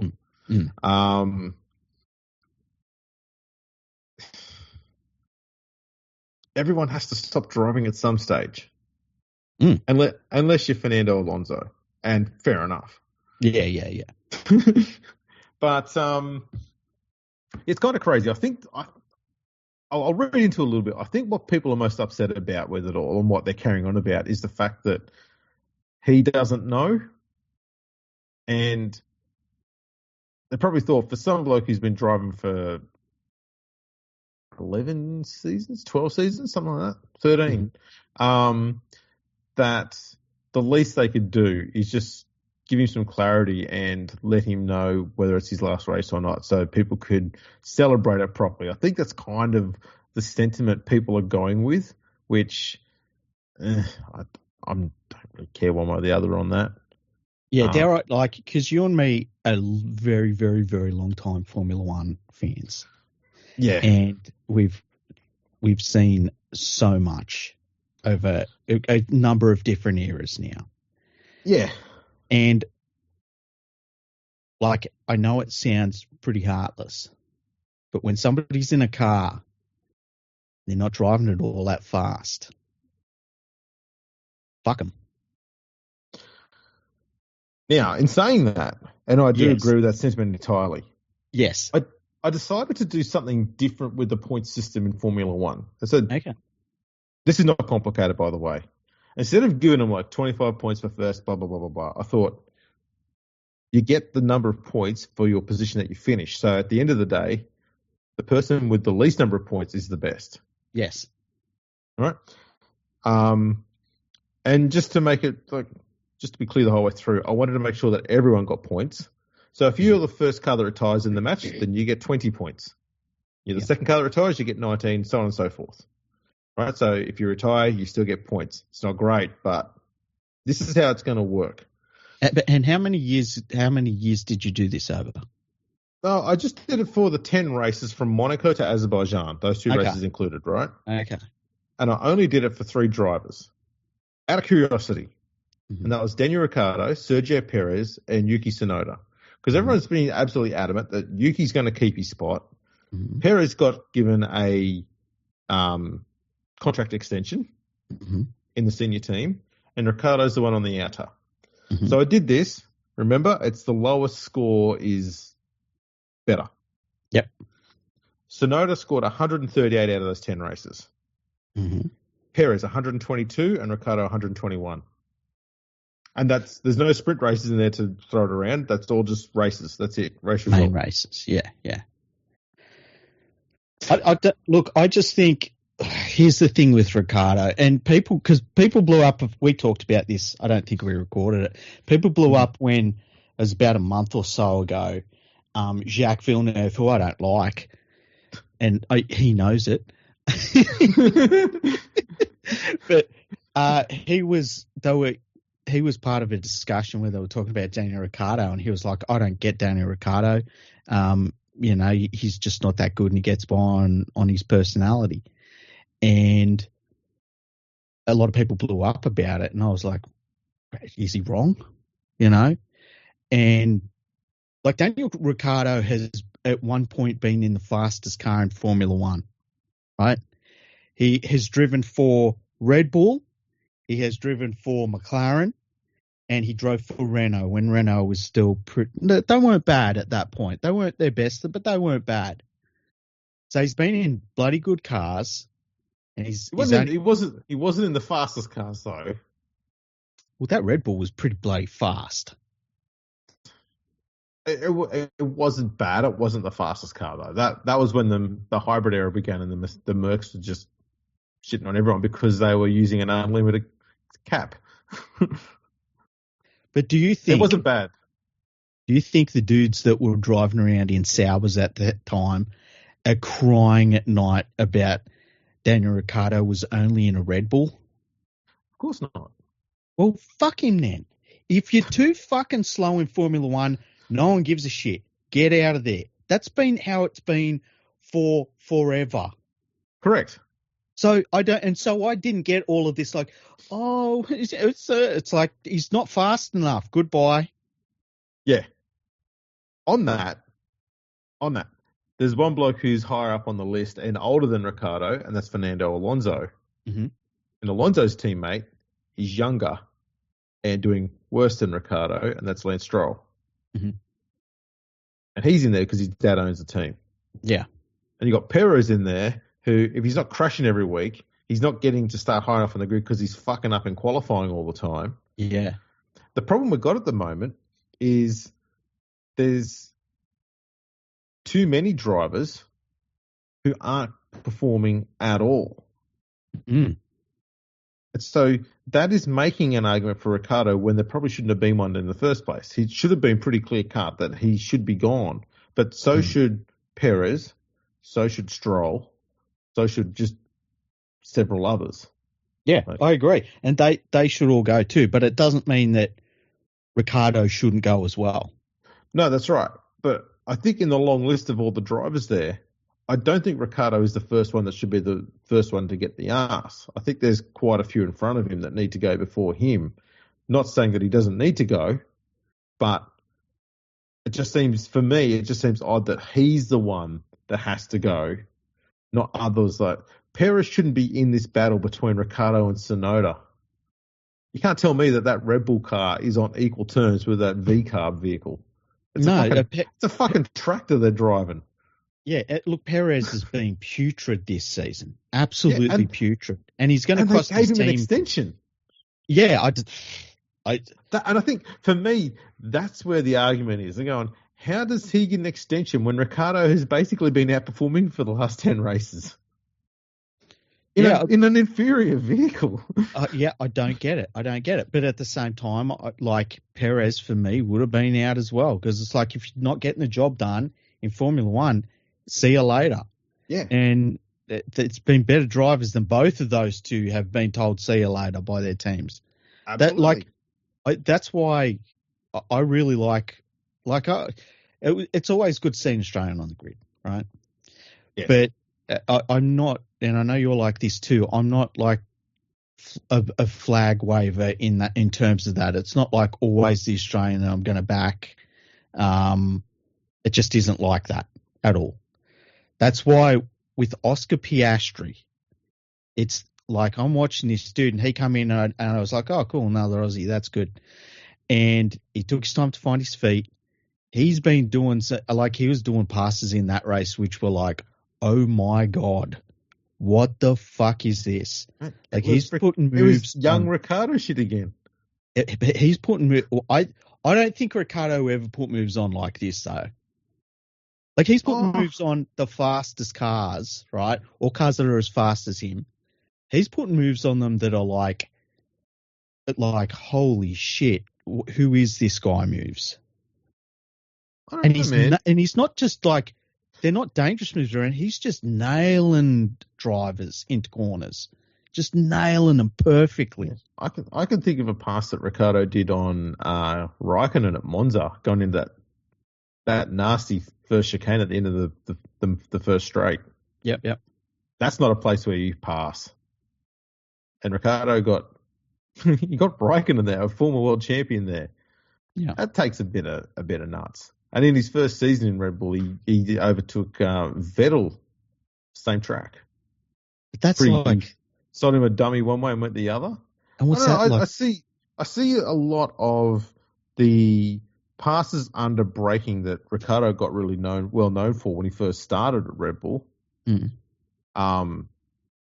I see a fair bit of that in Piastri, but I'm also seeing Piastri being much more composed. Yeah. And much more competitive during qualifying than Ricciardo ever has. Because that's the thing. Even when Ricciardo was at Red Bull, he wasn't really performing strongly in qualifying. And that's always been a problem for him. His qualifying's never been his strength.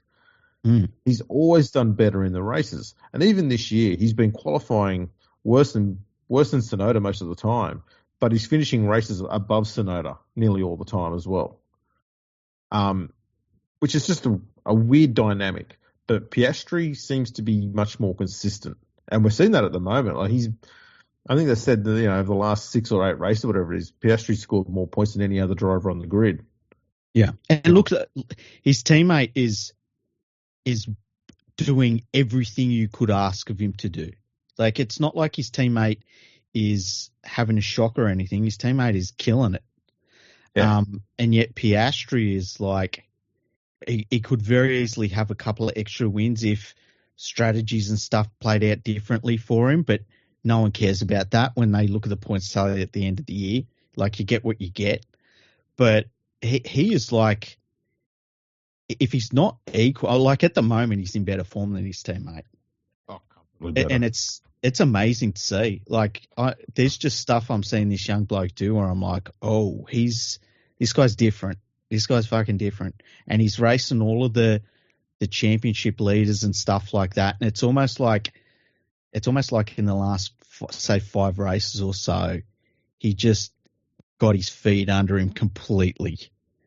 And it's amazing to watch. And as you say, he's like, he can do that. He can do the moves where, like, I think he did one on Leclerc. It was the move on Leclerc that got me on the weekend, where Leclerc is fast and he's in a Ferrari, and he's like, I've got him covered, and Piastri comes through and nails him perfectly and disappears.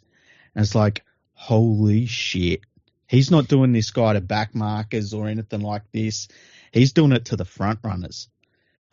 It's bloody cool to see, and it's going to be interesting if that McLaren can continue to keep their momentum going forward as a team into next year. Red Bull looks like they're easing off finally after like nearly a decade. And so if it's McLaren has the fastest car next year, it's going to be a bloody good championship between the McLarens. Oh, yeah. I mean, at the moment, there's, was it 42 points between Norris and Piastri? And Piastri's, he's 8 points away from Leclerc in third place on the Drivers' Championship. He's going to get him. Yeah, I would think so. The Ferraris look like they were coming on a little bit earlier this year, but they've been overtaken by McLaren. They probably haven't pulled back a bit. They've just been overtaken. And the problem with Ferrari is Ferrari. I love Ferrari though. I really do. Doohan's going to be there next year. Mick Doohan's son. Yes. That's going to be cool. Yeah, we'll have 2 Aussies there. Yeah. If Ricciardo had kept his seat, we could have had 3 Aussies for the first time since early 90s. It would have been David Brabham. Who else?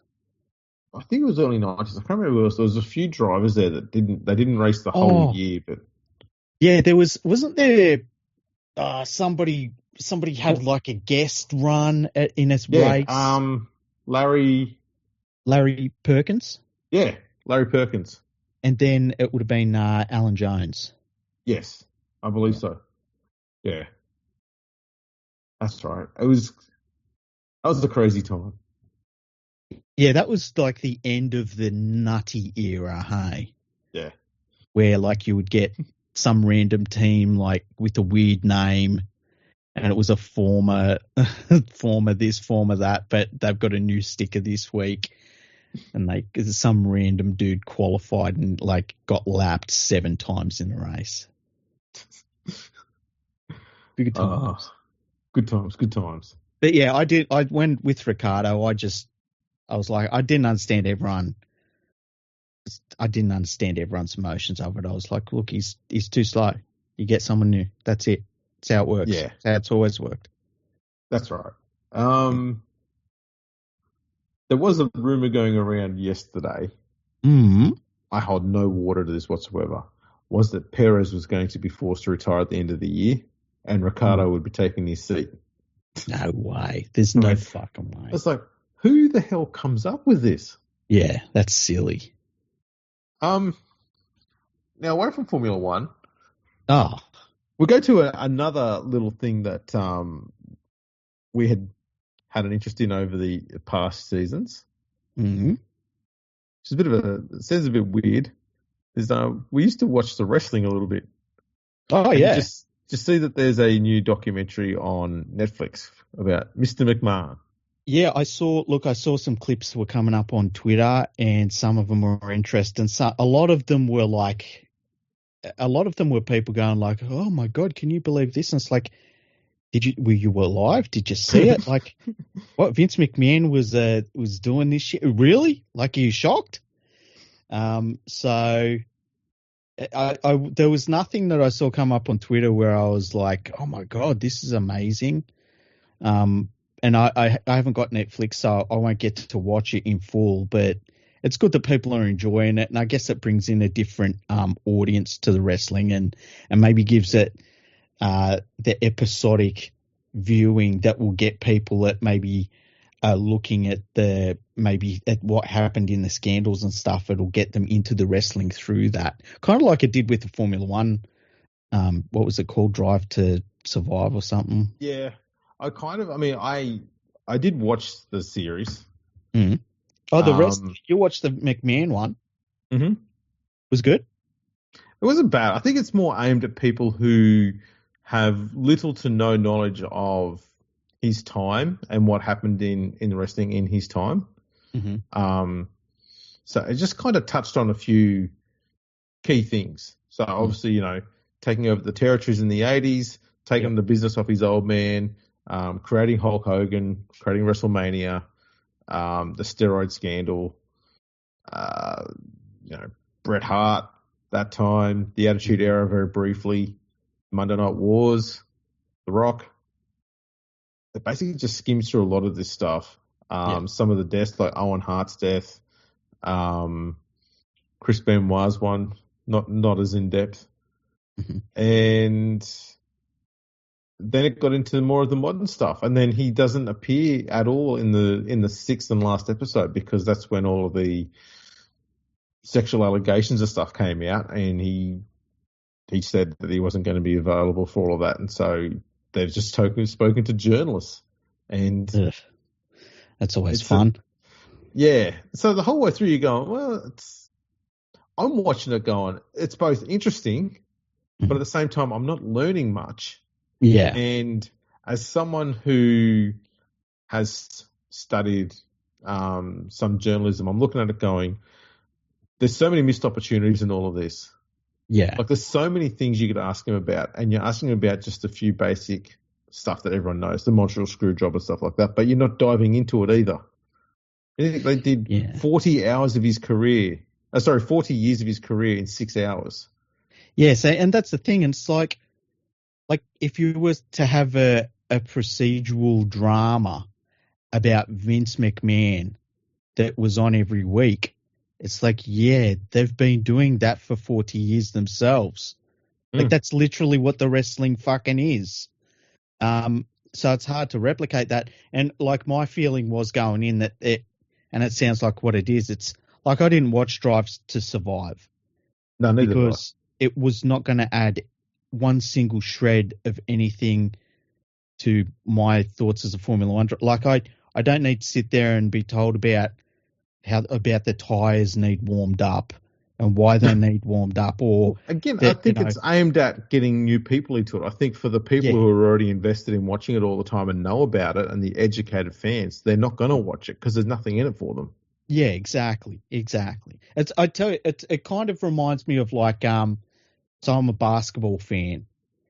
Remember there was a show and it was called like NBA something, and it was like a half-hour highlight show of things that had happened in the NBA over the last week, and it would end with the top 10 slam dunks of the week and stuff like that. Yep. Like if you're not a basketball junkie, you could sit down and watch that show and be like, oh, this is interesting. Wow, that was happening. But as a basketball junkie, that that show, it gives you zero compared to what you already experience and all the stuff. Like, it just adds nothing to it. And yeah, so I thought that's what this one was going to be, and it sounds like it is. Kind of. Yeah. Which is a shame, because it could have been, as you say, it could have been so much more. Well, yeah, those Monday Night Wars went on for, was it 3-4 years? One episode. Epic. One episode. That's crazy. Like, that was a pivotal moment in the entire sport, because it's real deep, damn it. Yeah. That's right. Oh, no, it was both interesting and a bit, yeah.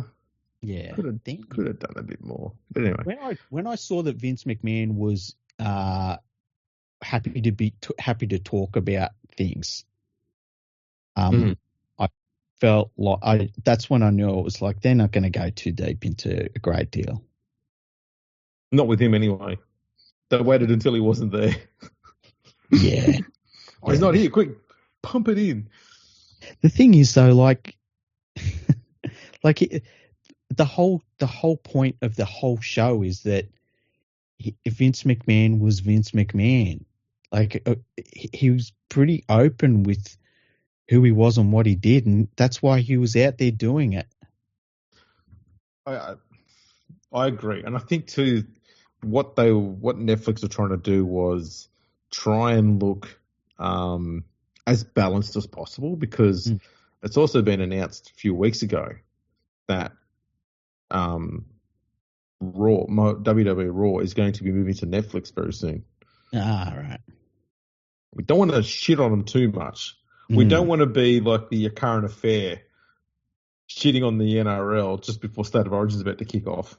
Yeah. We don't want to be doing that. Wasn't that fun? They're doing that every year for a while. You know, the crazy thing is, it is so difficult for something like that to compete with what you literally get on YouTube, which is so much better. Yeah. Yeah, I tell you what, it kind of must have been like, did you ever watch I know it gets brought up every fucking 10 minutes by fucking people at the worst journalists. Did you ever watch The Last Dance? No, I didn't. Okay, I watched it, right? Mm-hmm. As somebody that wasn't a Chicago Bulls fan, I was always been a Houston Rockets fan, and fucking literally watched basketball during that period. Like, so when I watched it, I was like, yeah, like it didn't add anything. There was nothing added. But there were a few things that, because it was produced by Michael Jordan and his people, there were things about it that did piss me off. And like, one of them was the way that the disrespect towards the Detroit Pistons, who were a team that the Bulls couldn't beat for a long time, and then eventually did beat them when they were a bit of an older side, and then sort of trying to dismiss a lot of those Detroit players as though they weren't that good when they fucking beat everyone. Like, if you look at the teams that Detroit beat, they basically beat a lot of the best players of all time, right? Yep. And they were a real marker in the sport, that team. And then, you know, they completely skip over the Rockets winning 2 titles. Like, it just was a complete hole in entire history. No one talks about it. And so there were things about it that were kind of weird. And I remember when NBA Discourse turned from talking about how great different players were to, all that matters is rings. All that matters is winning rings. And as soon as the discourse changed to that, it became fucking stupid, because not only did you get this point where people would be like, oh, well, Jordan got 6 rings. Jordan got 6 rings. It's like, so he's the best ever. Oh, he's got 6. Well, what about Bill Russell? Oh, that doesn't count. And so it becomes stupid. It become really fucking stupid. Oh, what about Jordan scoring? Jordan scoring. Or what about Wilt Chamberlain? He averaged 50 in a year, scored 100 points in a game. Oh, that doesn't count. And so I remember when the discourse changed from being some really intelligent discourse about basketball and where players were in its history, and that was happening at a time when you had a lot of great players from the past, and littered in there were other great players. And then you get the 80s where things change a lot because you get Bird and Magic, Jordan comes in, you get that 84 draft where you've got it's just the greatest draft of all time. They're followed up by some bloody great drafts of all time themselves. You get the 90s, which is just a league packed with talent, which is funnily enough, they now say, oh yeah, it was watered down because of expansion. It's like, yeah, go look at some of them fucking teams at those times. And then you get the end of Jordan's career and everything completely changes. And then from that point on, it's just been about shitting on everyone that's not Michael Jordan. And it's fucking ridiculous. And it infuriates me. But I remember when it all changed, and it changed for the worst. And so now you get a dude like LeBron James who's going into, I think, his 21st season, which is just, and the things he's doing in his 21st season are going to be ridiculous and unseen before. And I've seen him do some fucking unbelievable things. And you'll be like, oh, he's a scrub next to Jordan. It's like, you fucking idiots. Fucking dumb idiots. And so, yeah, I watched The Last Dance. Yeah, I tried to. I watched the first episode and I've gone, is it just going to be like Jordan talking the whole time? I'm not really that keen on that, and I lost interest and I can't be bothered. Just completely dismissing so many great teams. And I'm not even just talking about the teams that won titles. Like some bloody amazing teams. Like dismissing the Seattle Supersonics and, you know, the New York Knicks of the 90s and all these great teams that they just brushed aside. Fucking ridiculous. I watched it. I would fucking watch it. Oh, the other thing that they skip over is that he like, oh, he was out for 2 years. No, he wasn't. He was out for a year and a half. He come back, and his first season back, he lost to the Orlando Magic. They just don't bring that up, though. That didn't happen either. Well, the other thing I found, too, is that there was, I heard about this later, is that there was barely any mention through the whole thing of Luke Longley, who was there almost the entire time. Oh, not little mention, zero mention. Oh, yeah, Luke was pretty good. Anyway, back to me. Yeah, just zero mention, which look, as a basketball fan, and it's very similar to the Formula One, I don't hold water for the Australians. They're just other players. And I know, it's not so much about the fact that he's Australian, but just, you know, you played quite a lot of game time with this bloke and you're not talking about him, but you've got nothing bad to say about him. Like, yeah. It's just a nuts thing. And he wasn't the only one. There's a few others there as well. Yeah, there were a bunch of them. But I just found that was the only article that I saw come up because it was obviously in some Australian media and whatnot. But I just thought it was just mad. Yeah, it was like, personally, it didn't bother me because you could have plugged in and played a lot of scrub players in Luke Longley's place and they would have done the same job. But it was kind of weird. I guess the other thing too was like, the thing I did get out of that Last Dance was, and by the way, we're reviewing The Last Dance on this podcast. It came out about 4.5 years ago or something like that. Spoiler alert. I would have no question that Bulls team is the most miserable fucking team of former champions ever. Like, when champion teams get together, normally there's a camaraderie, there's a sense of togetherness and stuff like that. And it seems like there is zero of that in that team. And I think a lot of shitty behavior was written off as like, oh, that's just competitiveness. It's like, no, that's just shitty behavior, man. And that's a winning attitude. Nah, there's been plenty of winners that weren't assholes. Yeah, that was an interesting one. I usually like watching sports documentaries, even for sports that I'm not hugely invested in. Yeah. But Yeah, Drive to Survive was just the only part of Drive to Survive I've seen was when they had Roman Grosjean's crash. Oh yeah, I watched that. Hey. Yeah, we were watching that race live together. Oh man, can you like? And when they did the Drive to Survive one, because if we remember, he was in the car for what, a minute? Yeah, yeah. And Drive to Survive turned it into like a 15-minute segment. It's like, man, was he there that long? How did he not die? They did that American documentary thing where it's like they show it over and over again and restart it and restart it and restart it. They did do a very good job with that part though, because I did watch that segment on YouTube. Yeah, wasn't that crazy? We thought he was dead. Yeah. And then when he gets out and he's like, for the most, he got burnt and stuff, but he was all right. And it was like a fucking miracle. You know, if anyone was supposed to die in a car crash, he should have died in that one.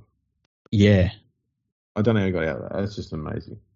Just the heart, like, and haven't seen a lot of the old crash, and I know you've done this where you go down the YouTube rabbit hole. You can't do it as much now because they age restrict it, but you look at the old crashes and a lot of the bad ones that killed drivers, it was the fires. Yeah. And so to see that car in fire and you knew he was in there and jammed up in that Armco and oh man, I'll never forget that. That was like watching a miracle when he got out of that car. Oh, yeah. It just shouldn't have happened. That was insane. Yeah, yeah. What were we talking about? I'm not a big fan of Michael Jordan. And he knows it, Andrew. I'm glad he does. He needs to know that you know that. Yeah. If you could do a rugby league documentary, what would you focus it on? One that you know you can do. So that almost gets rid of Super League. As in, so it's got to be something I can do now with people alive now. No. In terms of like, you can do a documentary, but you're going to focus on something, and the Super League thing is so messy and so revised by people that were involved in it. So you can't really do that. So everything except Super League. What would you do it on? Probably what we've been doing in the history episodes. We'd be looking at those first few seasons of rugby league's birth. Yeah. Just it wouldn't make for really great viewing because there's not much action for the first part of it. But what we did in the last history one where we talked about how the game came to be in Australia. The episode that we've started working on, recording anyway, about that first season, and the one we've already done on the 1909 season with all that turmoil. That's crazy. That 1917 season, that was also pretty damn crazy when things were just getting banned everywhere.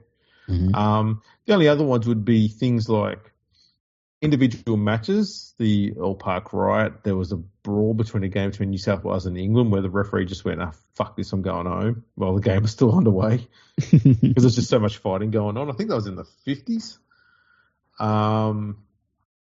There was the Rorke's Drift Test. I think it was in early 1910s. That was just where England won despite having like 10 or 11 players on the field. Somehow won the game. Just things like that. Or looking at individual players' careers. It'd have to be people. I think one person who we know a bit about, but we don't know like in depth a whole lot about is someone like Dave Brown. Yeah, that'd be a good one. He just seemed to explode onto the scene and then disappear. His whole entire career in Australia, it's less than 10 years. But what he did in that time was just obscene. Mm. How just outworldly he was compared to everybody else. It'd kind of be like taking, like Benji Marshall comes along, but you remove all of the injury periods and you condense his whole career into about 8 years of just full highlights of those time and just put that out there. Yeah. You're like, wow. And then went. It was gone. Yeah.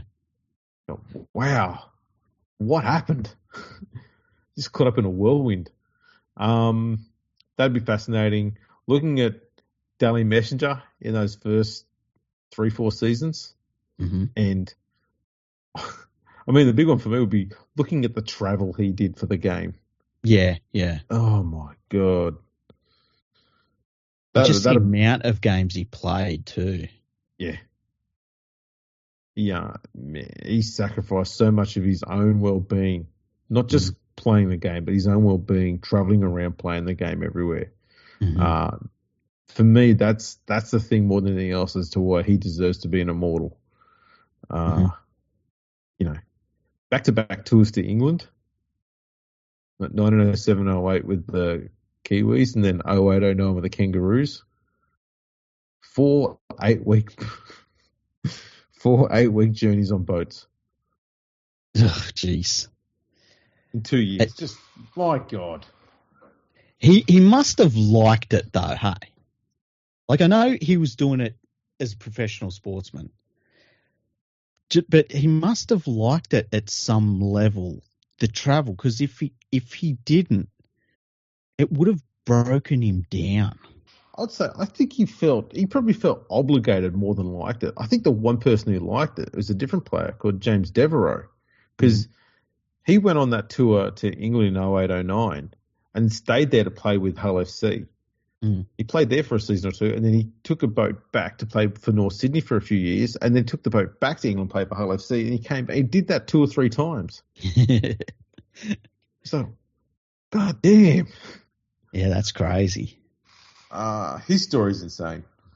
It's like those people that you hear about that, like they would go on an Arctic exhibition at the start of the 1900s. Yes. And then they go back a few times, like just a weird drive, and none of it was fun. None of it was easy. Like, it was basically the hardest thing to do possible at that moment in time, and they would keep going back and doing it over and over again, like that sort of thing. But in a sporting sense, they were doing it. Oh, man. You know what my documentary would be?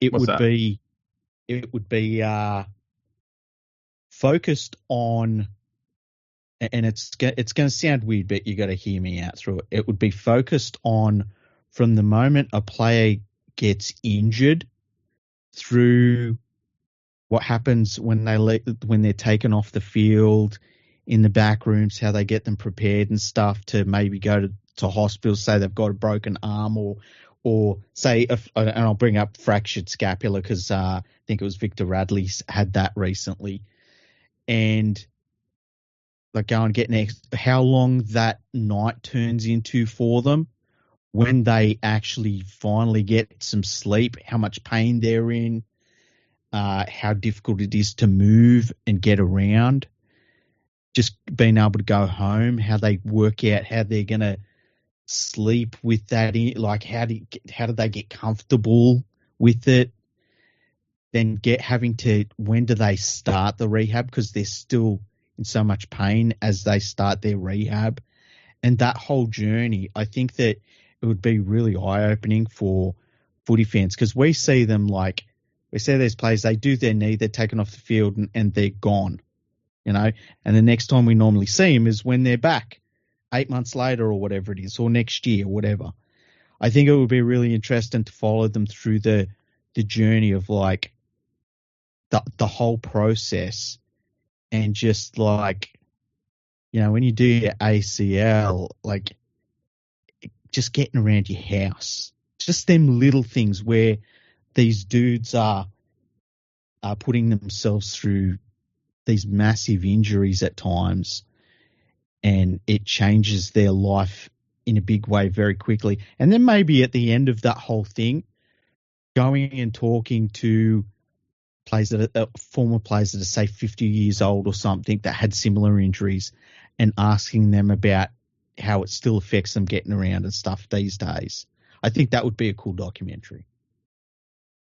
Yeah, I mean, I think another one, like on a similar theme, would be starting with a player who's, 16 or 17 years old and they're in some junior pathways.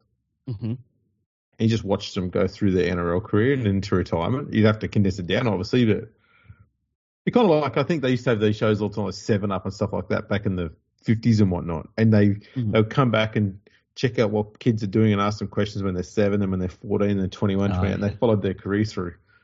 You do a similar thing, but you wouldn't do it that big an age gap. You just come back and check on them every year and see where they're going and just put a few highlights in there as you go through. I think that would be pretty cool. Remember they had one. It was like, it wasn't fully like that, but it was looking at some young basketballers in the US who were, I believe they were high school players going into college. What was it? It might have been called Hoop Dreams. One of the dudes on that was a young dude called Isaac Burton, who ended up playing for the Sydney Kings. He's very good for the Sydney Kings. And then he was playing in for the Sydney Kings and then got a call about point shaving that had occurred during college. And you can look that up. You can look that up because I'm not going to do it justice explaining it all. But that was pretty interesting in that it showed the lives of very young basketball players who, in their area, they were probably the top players, and people had a feeling that they would maybe be able to make a life out of basketball and go on to play in the NBA, and seeing the reaction of people around them and the things they were dealing with and how they dealt with the things that were going on around them. That would be pretty eye-opening to see that in the rugby league sphere, where you've got young dudes where I think it's obviously not as extreme as it is over in the US with the basketball side of things, but some of it's pretty close, I would suggest. Yeah, that would be cool. That would be really cool. Well, I think we should probably wrap this fella up. What do you reckon? Yeah, how long have we been recording? Like 3 hours or something? 2.5. Oh, jeez. Yeah. So we'll wrap this one up. We'll put a bow on it. We've given you quite a lot of content, people. Mm-hmm. I don't know what more you want from us, to be honest. Also, if you're listening, Jax, get stuffed, mate.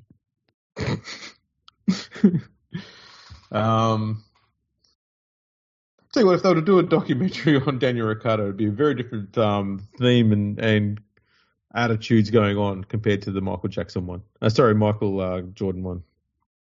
It would be. People seem to really like Daniel Ricciardo, and you can see why. He's a nice enough bloke. Yeah, he drinks out of a shoe. Yeah, I never got that. Maybe he drives you should the car do it slow sometime. too. Yeah. Well, see, maybe you should do that. When you're driving your car slow, just drink out of a shoe as you're going by. When people started that whole thing of like, oh, it's an Aussie tradition to drink out of a shoe, I was like, what the fuck are you people talking about? What's up there with that other Aussie tradition to put shrimps on barbecues? And drinking Fosters. Yeah. No, people, just no. On that bombshell. Thanks for tuning in, everyone. Make sure to check us out on all of the socials: Facebook, Instagram, YouTube, LinkedIn, MySpace. we should try and find one of those old MSN groups to put something on there as well. I reckon.